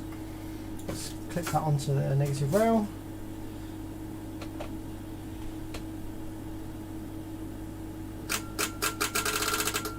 Ta-da! There we are, my friends. One fully working repaired amplifier. Ta-da! We should probably check that it actually makes audio, because this has clearly had some water ingress at some point. Some other vias might be damaged along the way in the preamp circuit, etc. So what we're going to do is kind of screw the end plate back on, and check that it makes audio, check that it plays into a speaker. But yeah, then we should be good to go.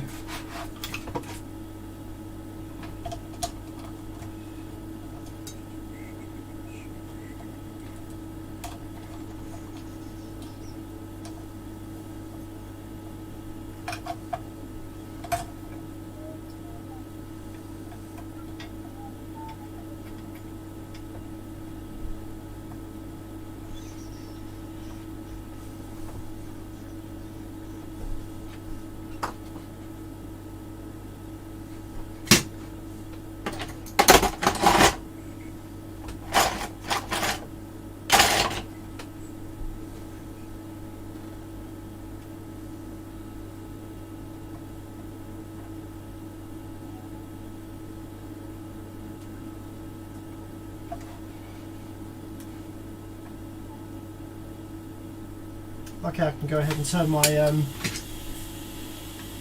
thermal gun off now, my hot air gun. I think we've done enough of that for this amplifier.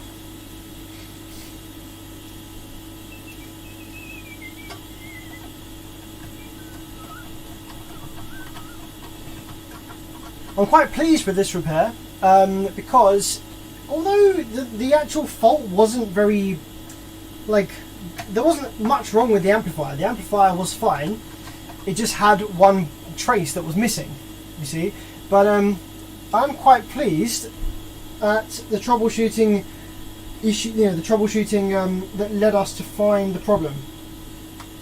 I'm quite happy with that thought process there,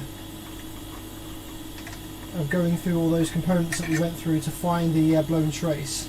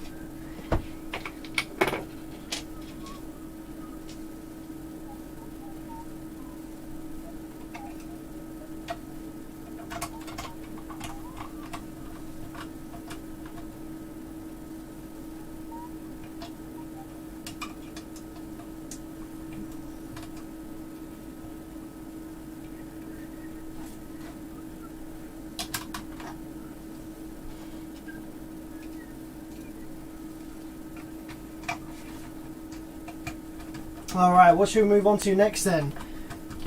Got some other cool stuff to look at this evening.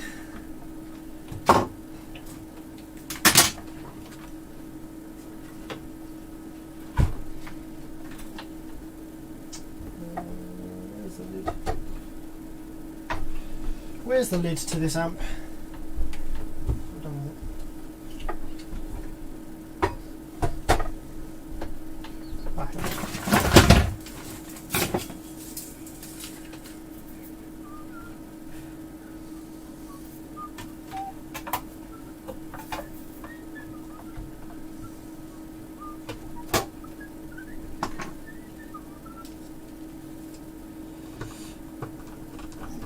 Yeah, blown components can be relatively easy to find, especially if an amplifier's failed in a normal kind of way, because you can kind of trace back methodology. Oh fucking hell! You can just trace back like what component blew, and then check the next one why that component blew, etc. But when you've got a single trace that's just blown for, like, you know, and the rest of the circuit seems fine, it can be a lot more tricky to find those kind of faults. Especially with water ingress where they corrode vias and stuff like that. It can be an absolute nightmare to try and find all of those bad vias and stuff. So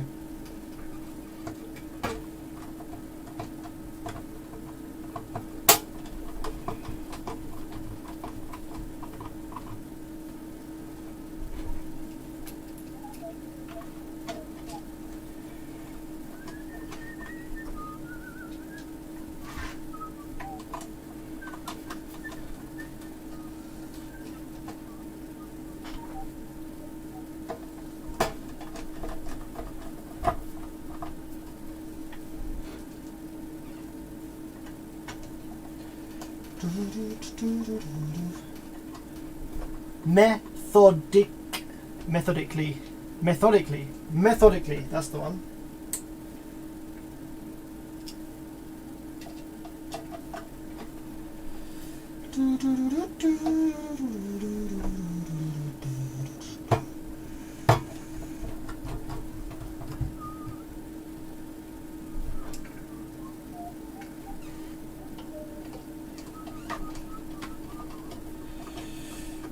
Alright, let's quickly plug in a spare sub and let's just make sure that this amp does actually produce audio.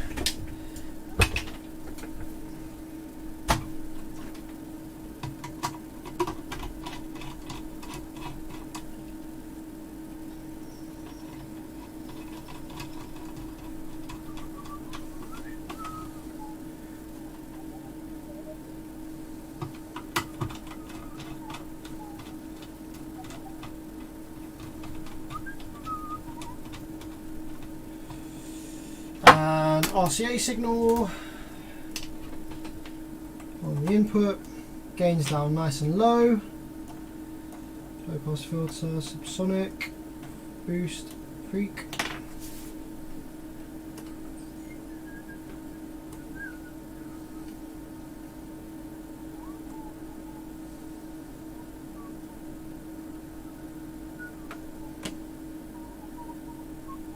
Okay, cool. Power it up and see if we get any sound from the sub. Let's bring the sub up here, have a quick listen.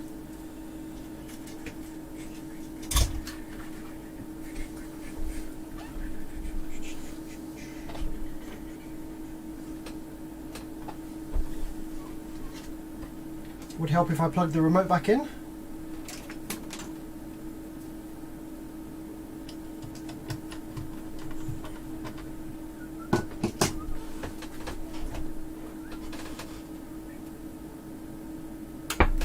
Whoa, it came on instantaneously there. That scared the crap out of me. There we go.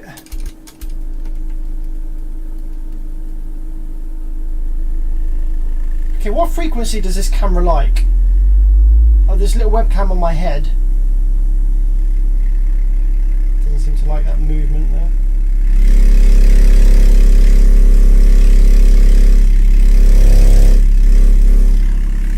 About this camera. There we go, that's a bit better, isn't it?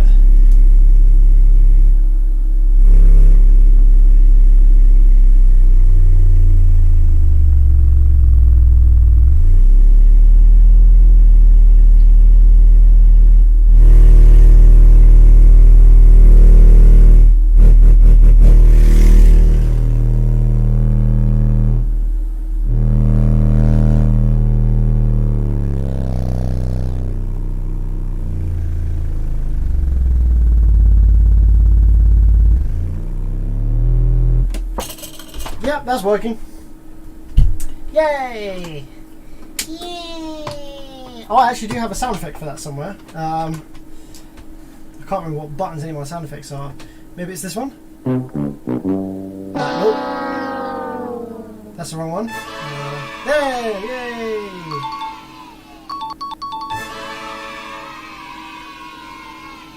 There we go. That's the sound. I have sound effects, but I never use them, so I can't ever remember what button is which.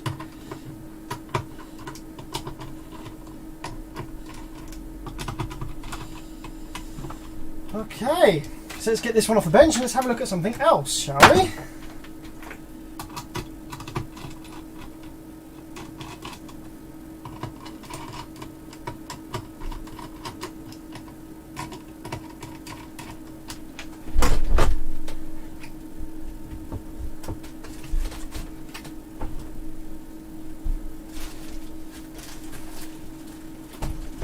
Okay, so next on the bench this evening, I think we should have a look at whatever this thing is. I don't actually remember where this is from, but this is a ESX, by the looks of it, Signum. I've not come across this brand or anything before, no idea what to expect inside here. Class D amplifier, this is 2800 watts max, so not very powerful. It's not going to be a Brazilian full bridge for sure, because if it was, it would be a lot more than 2800 watts max. It's going to be, you know, like 1400, 1500 watts RMS maybe at a push. Could be some cheap piece of crap. So let's take it open, have a quick look inside, see what we're dealing with in here.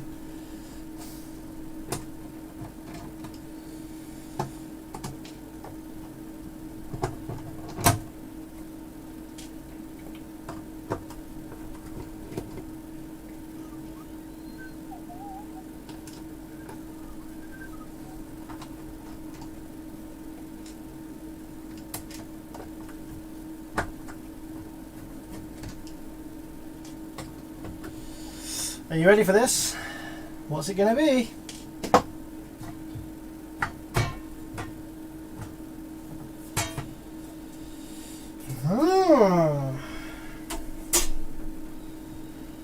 Okay, this is...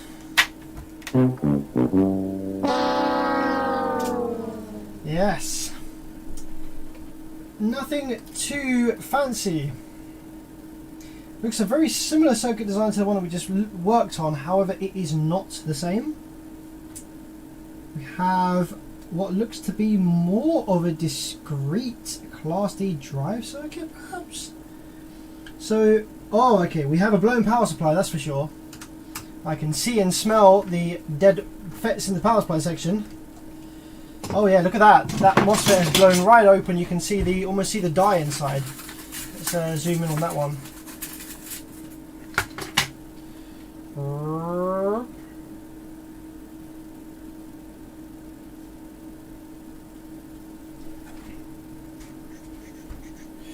So that I think I can see your problem here, my friend. I think I can see your issue here, buddy. Why your amp's not working anymore, buddy? Seems to be a small issue there with the old MOSFETs. Just taking a hint, you know, I'm not 100% sure, I haven't really looked at it yet, but I would say that there's possibly a problem there with your power supply FETs. So yeah, obviously this thing is coming out the case anyway. Well, maybe not actually. I'll probably do a top board repair on these, but it'd be good to take it out of the case.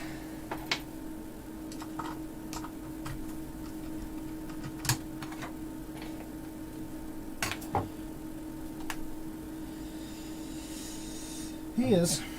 So I'm curious about the output section a little bit. I feel like that should be like that. I feel like that was like that. Maybe. Yeah, whatever. So output section then. In terms of drive circuit, what do we have? Maybe there's some stuff on the underside of the PCB, but I'm not seeing any drive ICs or anything like that. One thing, because this does look like a kind of cheap circuit, it might not have pull down resistors again, so I'm going to plug in the power supply just so I've got a ground reference and give it a probe and just make sure that I'm not going to cause any big sparks when I go probing around the output section here.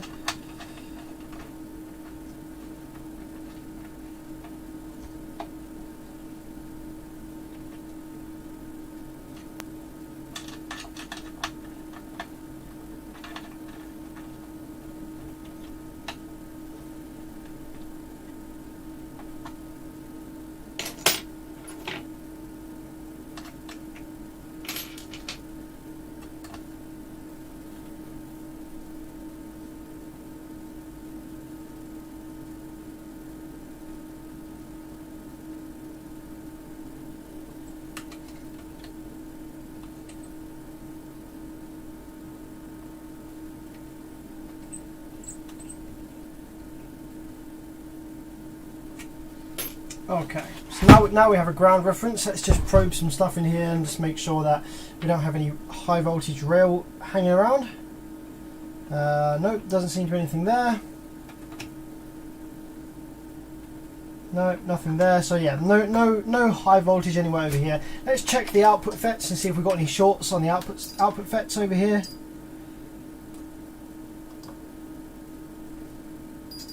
Uh-oh. Yep. There we go, there's our shorted FET on that one there. These are going to be 640Ns, aren't they? Oh no, 38N20, so slightly more beefy than the standard 640Ns you tend to see in amps like this. Let's cut you out. So this is a full rebuild, then this amplifier, output section and power supply.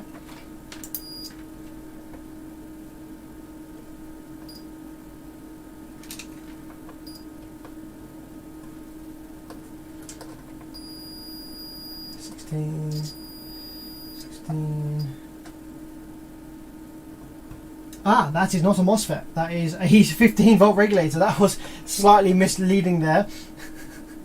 It looks like we've got 8 FETs per side, but actually that is a 7815. So that's 15 volt regulator. That's going to be the negative 15 volt regulator. So, okay, we do only have 3 FETs per side. Worries? Any shorts on the other side? Yes, so we lost 1 MOSFET per side. Probably that one. There we go. So let's cut that out. Now, what exactly is driving these MOSFETs?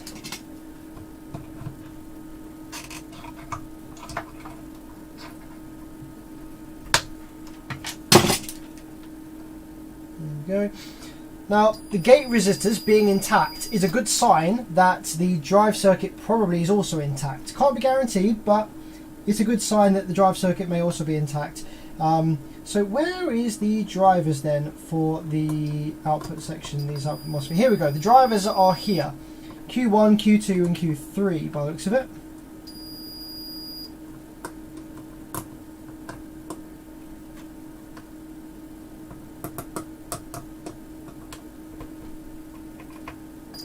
And Q5 over this side. So we've got Q5 over this side driving these MOSFETs, and Q1 over this side driving these MOSFETs. So where is the circuit that is doing the Class D jazz?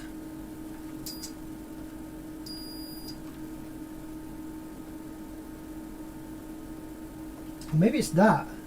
IC5. What are you? Oh no, you're an N5532.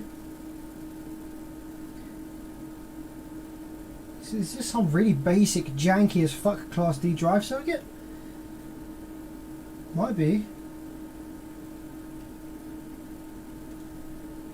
There's no discrete drive. There's no integrated circuit drive IC or anything like that. Cool. Right. Well, let's just take a look then at the power supply section first. We need to repair the power supply section, and then we can move on to the output section and see exactly how that's all working over there. So I'm going to go ahead and take this thing out the board now, and have a look at some live chat while I'm doing so.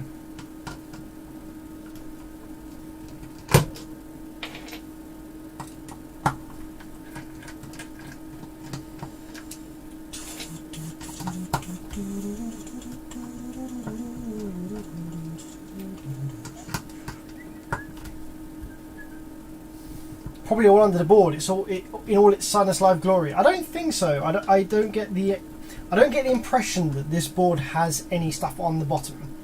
I could be wrong, but I just don't get that vibe. You know, you can get a vibe where you can kind of be like, oh yeah, this has got a bunch of shit on the bottom.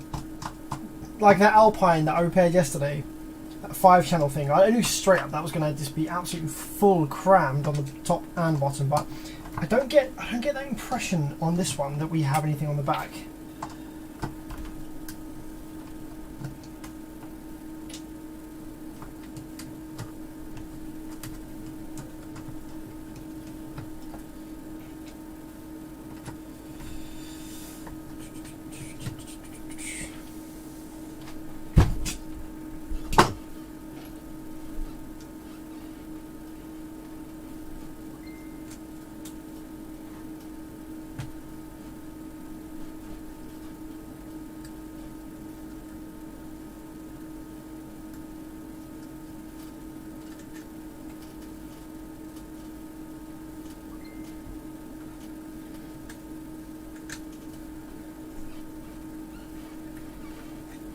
Okay, side panel's coming off. What kind of subs do you have, Sam? The subs that I have are these ones. Those are the subs that I have. Digital Designs Z415 or Z415 with the full composite cone upgrades and all the extras. and I've had those running on a variety of different amps over the years. At the moment I have them running on a Taramps HD 10000 running at 0.5 ohms. So it's treating the amplifier as if it was a 20k. After impedance rise, obviously you never see that. You'll only ever make 10k, regardless of what you have it wired to. It might make more than 10k for a brief moment if your rise is not above 1 ohm, but it will likely explode soon after. But yeah, so I have it wired at 0.5. So the amplifier is behaving like a 20,000 watt RMS 0.5 stable amplifier. I think we have a blown rail cap here by the feel of it. It honestly feels like one of those is proper bulged up. Let's have a look. This one here feels very raised underneath the plastic there, so we'll check that out. These ones are all fine. That one feels raised up. You raise me up.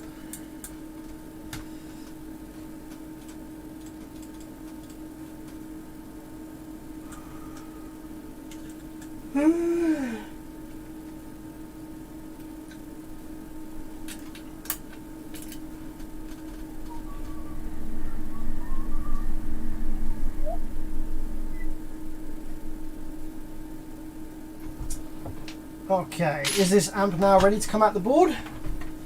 Amp board ready to come out of the heatsink, sorry. Let's have a look. Have we done all the screws? Did I miss any? Ah, there's one in the middle of the PCB. That's nice to see. You don't often see that always from these cheap ones. Nice little screw there, holding the middle of the board down, preventing a little bit of flex of the board under vibration.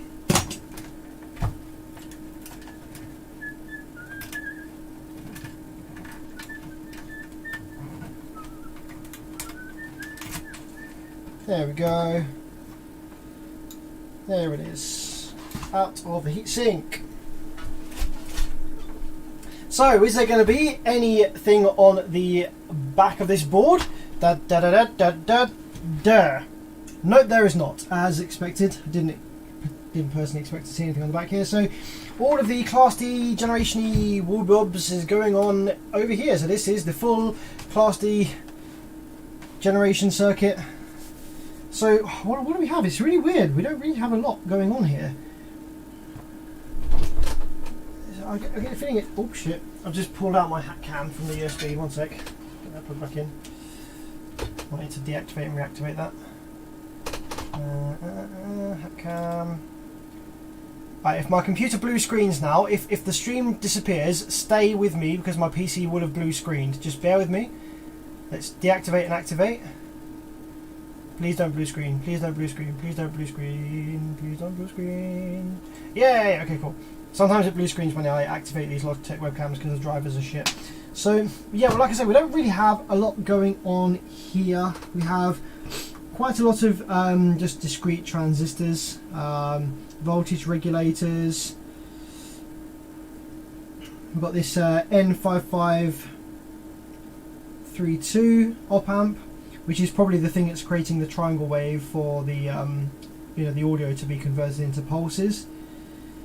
But yeah, we don't really have a great deal of stuff. What's this thing on the heatsink here? Is that a voltage regulator? Nope, that is a transistor that will probably be stepping down some high voltage to a much lower voltage. Hence why it's on the heatsink, because it will get hot. So yeah, there's honestly not a lot going on here. This is a very, very basic, very simple Class D circuit. Lots of linear voltage regulators. K7812, 7815, 7915. There's another one on here which is probably acting like a voltage regulator. There's another one here which is probably acting like a voltage regulator. So lots of inefficient linear voltage regs. Right, well, let's get the power supply section repaired then and see exactly how that output section is working.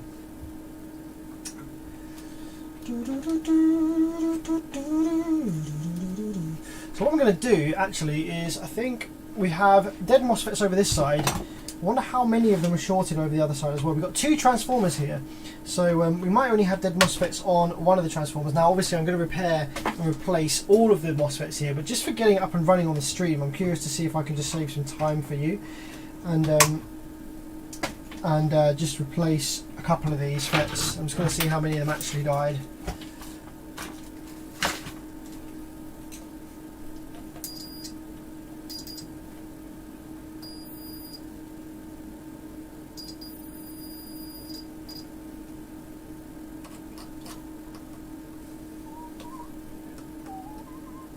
Looks like we just lost one bank of these power supply FETs here, so I think that one's probably toast.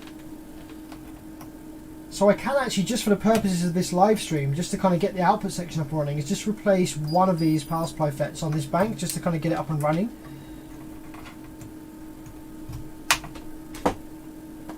To see what the output section is doing. I think that driver's probably okay as well by the looks of it. 611, 624, maybe not, maybe the driver's not okay on that one. 611, or maybe it is. No, that is reading correct. So I think, you know what guys, let's just stick a random FET in one of these pads over here on this side of the board. That will get the power supply section up and running, just enough for us to see what the output section is saying. So I'm curious to see what the output section is doing. I want to see how it's generating pulses, where it's going, what it's up to. So I'm quite curious about that. And then I'm probably going to end the stream not long after, because I'm trying to not stream super late these days, because it gets a bit tiring going to bed late, getting up late, going to bed late, getting up late, and it just kind of screws with my body clock a little bit. So in the UK the clocks actually went back very recently, so we have British summertime. So in the summer the clocks go forward to give us more sunlight in the evenings in the summer, and then the clocks go backwards, go back to their regular time in the autumn, back to normal. I don't really know why they do that. I'd much rather they just stayed forward at all times. It gives you more sunlight in the afternoon, which is nice for winter time as well. So I don't really understand why they go. They have been saying that they're going to stop changing it and they're just going to stick with one fixed time. And they can't decide whether to stick with the winter time or the summertime. I say stick to the summertime.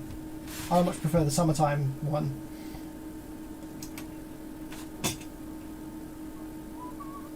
But anyway, the reason I was saying that is what it does mean is it means that actually the clocks didn't change that long ago. So although it's only 10 PM here at the moment, it feels a bit more like 11 because my body is kind of still used to the summertime time. Hasn't fully adapted to the new hour earlier yet. So it feels like it should really be 11 PM, not 10. Which isn't that late. Like back in the day I used to stream until like 3 AM. It's good fun. I do enjoy doing that occasionally, but if I'm going to be streaming more often, then I don't like to just come off stream and jump straight into bed. I want to kind of like do some evening things, hang out with my other half, and you know, just kind of chill out a bit before having to get to bed.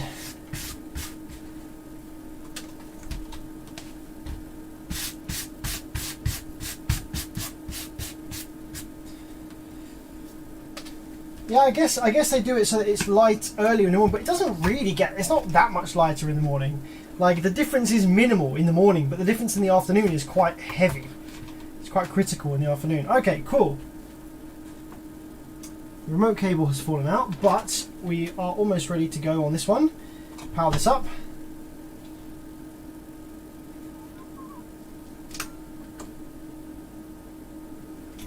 Okay, 12 volts going in. Let's see what we have, what this amplifier is doing. Seem to have knocked that down for some reason. There we go, that's better. So power supply section then. Yep, got PWM there, you can see in the scope corner screen. Now, output section. We have high side over this side and low side over this side. So I'm going to probe the low side and see whether we get switching when the amplifier comes fully on. Yes, we do. A very slow output switching frequency. We are only drawing 1 amp on idle, which is nice and low. Yeah, we're switching at 70 kilohertz. Bloody hell, that's very low. But it's fine for subwoofer application. Not a problem at all, really. But I'm curious to see what's going on. Like, how is this working with so little seemingly simple components? So I'm going to go over here and check out the output section here. I think this 5532 is doing the triangle wave stuff with the audio. So let's have a. I want to try and probe stuff here without actually damaging. I don't want to like slip my probe and make this amplifier not work, because it is actually working. The drive circuit is not damaged. So we have VCC. Ah, yeah, that looks like, there we go. I think that's a triangle wave there. Yeah, there's the triangle wave to apply audio to. And then on the other side of this, do we have a square wave, I think? Somewhere, that's VCC.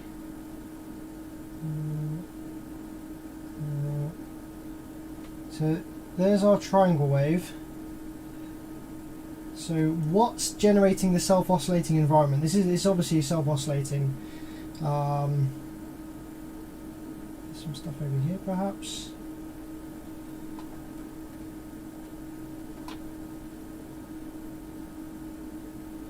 Positive rail. There's going to be some kind of supply for the bootstrap. Oh wow. Oh wow, gate drive do be weak. That do be a weak ass gate drive. Okay, as you do.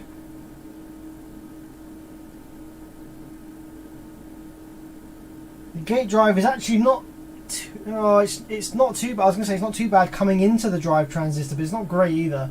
This is a very weak drive. Yeah, like I said, we haven't really got particularly strong drive here for the output section.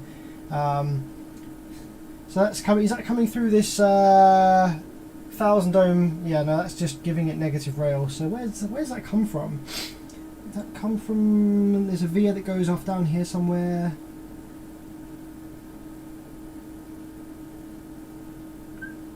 Oh, that probably comes from that one. Ah, okay. So yeah, that's before it's given to negative rail.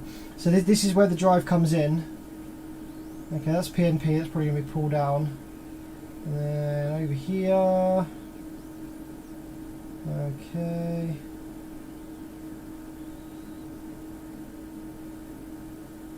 So then let's have a look over here. I want to try and see where that negative, I want to see where that low side drive is actually. Ah, that's high side by the look of it. Some kind of.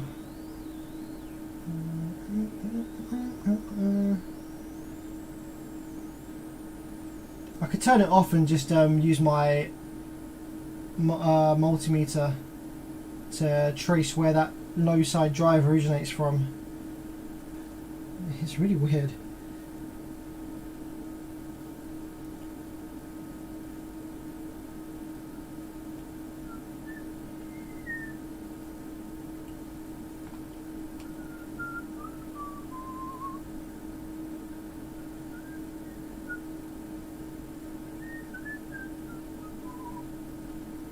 Yeah, that's normal stuff, ECC.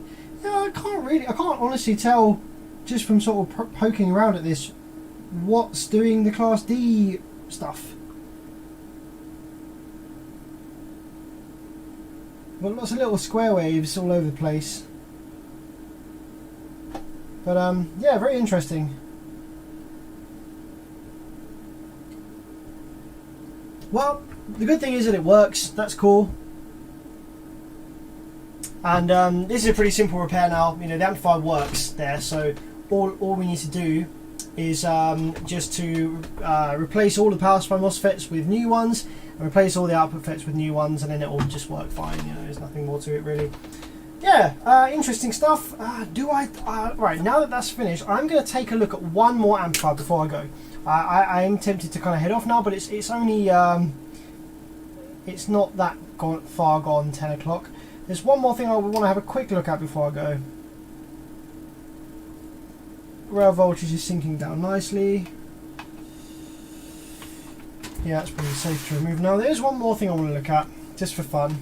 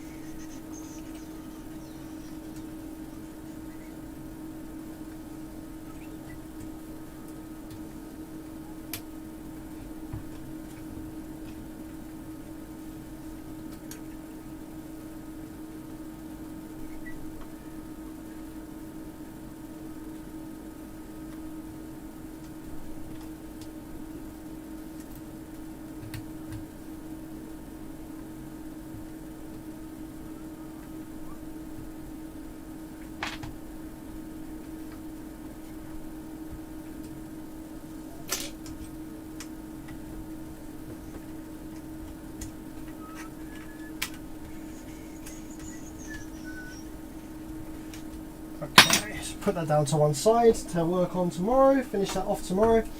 So there is one more thing I want to look at. Someone sent me one of these really jank, cheap plate amplifiers that come with some, like, you know, cheap active sub boxes. I don't generally work on these because honestly they're not worth the time, they're not worth the money to repair. You're better off just replacing the amp or getting a better system or something. But the guy said that this amplifier seemed to have no power or life at all, which is often tends to be a pretty simple fault a lot of the time. It can just be something like a cracked solder joint or like a bit of vibration damage on the power supply section or something like that. To have no life at all is not usually that intense of a repair. Can be, but more often than not it's not too complex. So I said, you know what, whatever, send it in. If it's more than, like, I think he agreed, if it's more than £35 then we wouldn't bother with it. But so I'm just going to plug it in now and just see why this amplifier doesn't appear to have any life whatsoever. So as you can see here, this is the board layout. It is a Class D, I think it's a Class, is it Class D? No, I think it's Class AB. Yeah, Class AB with a adjustable bias there by the looks of it. Should be biased low, it should be really low bias because it is a sub amp, so it doesn't need to have high bias at all. So let's turn the power supply on, and before we even apply the remote, I just want to make sure that we have 12 volts going into the board where we should. So we need 12 volts at the power supply FET. Yep, that is present. And we need to have 0 volts on the source leg of the power supply FET to make sure that there is ground reference, which there is. So now let's go ahead and just turn the remote on and see if the amplifier does actually power up or not. Oh, it does. Yep, amplifier powers up. Maybe there's a problem with his wiring or something. We don't have any DC offset on these speaker wires, which is good. So do we have any lights on the front? Maybe he just thought it wasn't working, but it actually was.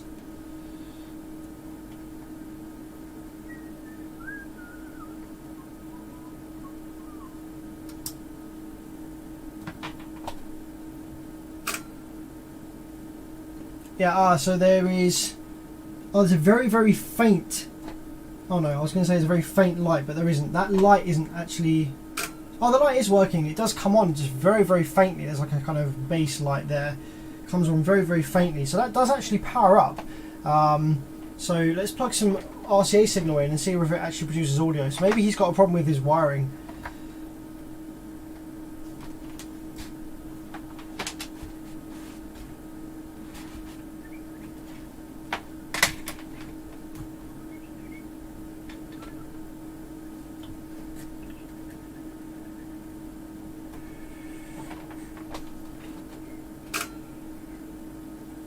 Yeah, it's working fine.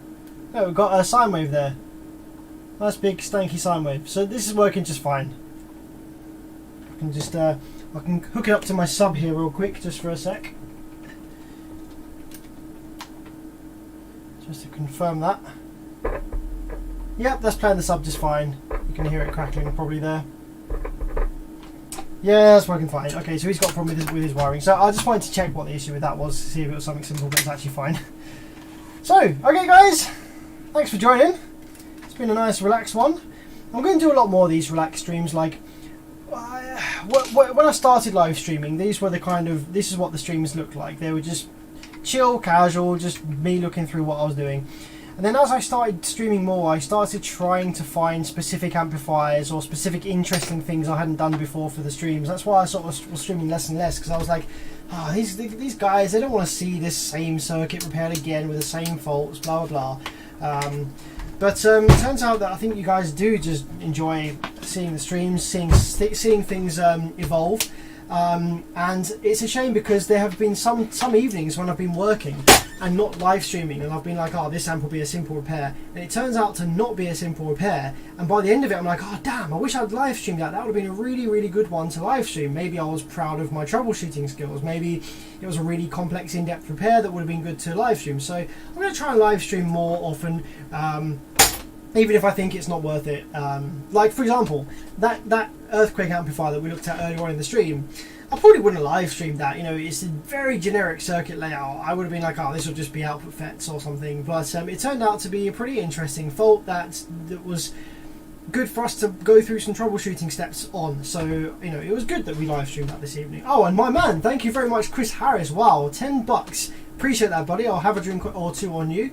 I'd like to know if you could tell me what output MOSFETs might work in the Sundown Audio Smart 3500 labeled H1.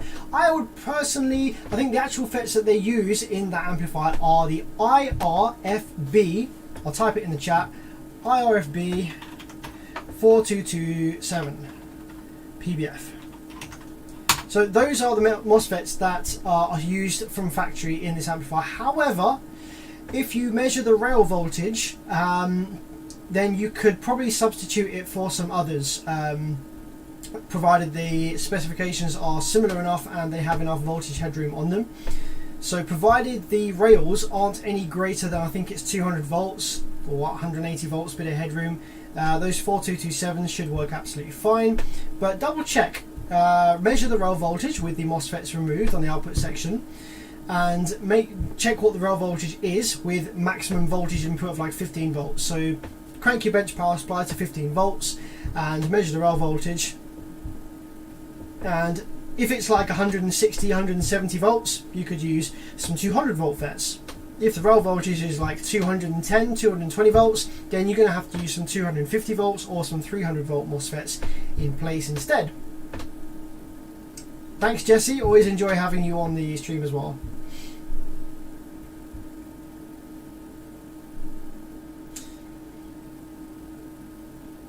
But yeah, Chris, try check the rail voltage, see if you can buy 4227s. I think they're all out of stock at the moment, so you might have to find some replacements. But send me a message on Bearvid's Facebook page if you're unsure. But yeah, I think I'm going to lock off the stream now, guys. It's been fun. Great to hang out with you guys again. Got some stuff done. So I might see you on Friday, perhaps. No, maybe not Friday. It's fireworks night. I might see you next week. I might do a live stream next week. I might not do any more now. It's my birthday actually on Sunday. This coming Sunday, Sunday the 7th of November, is my birthday. It's the big one. I'm turning 30 on Sunday. Not good. Not too pleased about it. But if I'm not doing anything else, I might do a birthday live stream. Who knows? Could be fun. Put a birthday hat on and we'll mess around. Could try and think of something fun to do.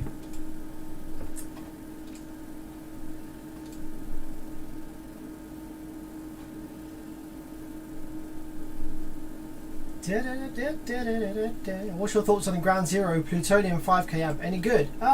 Generic. They're quite nicely built though. Not too bad. You could definitely buy worse. You could buy better, but you could definitely buy worse. So yeah, guys, thanks for tuning in. I will see you in the next stream. Laters.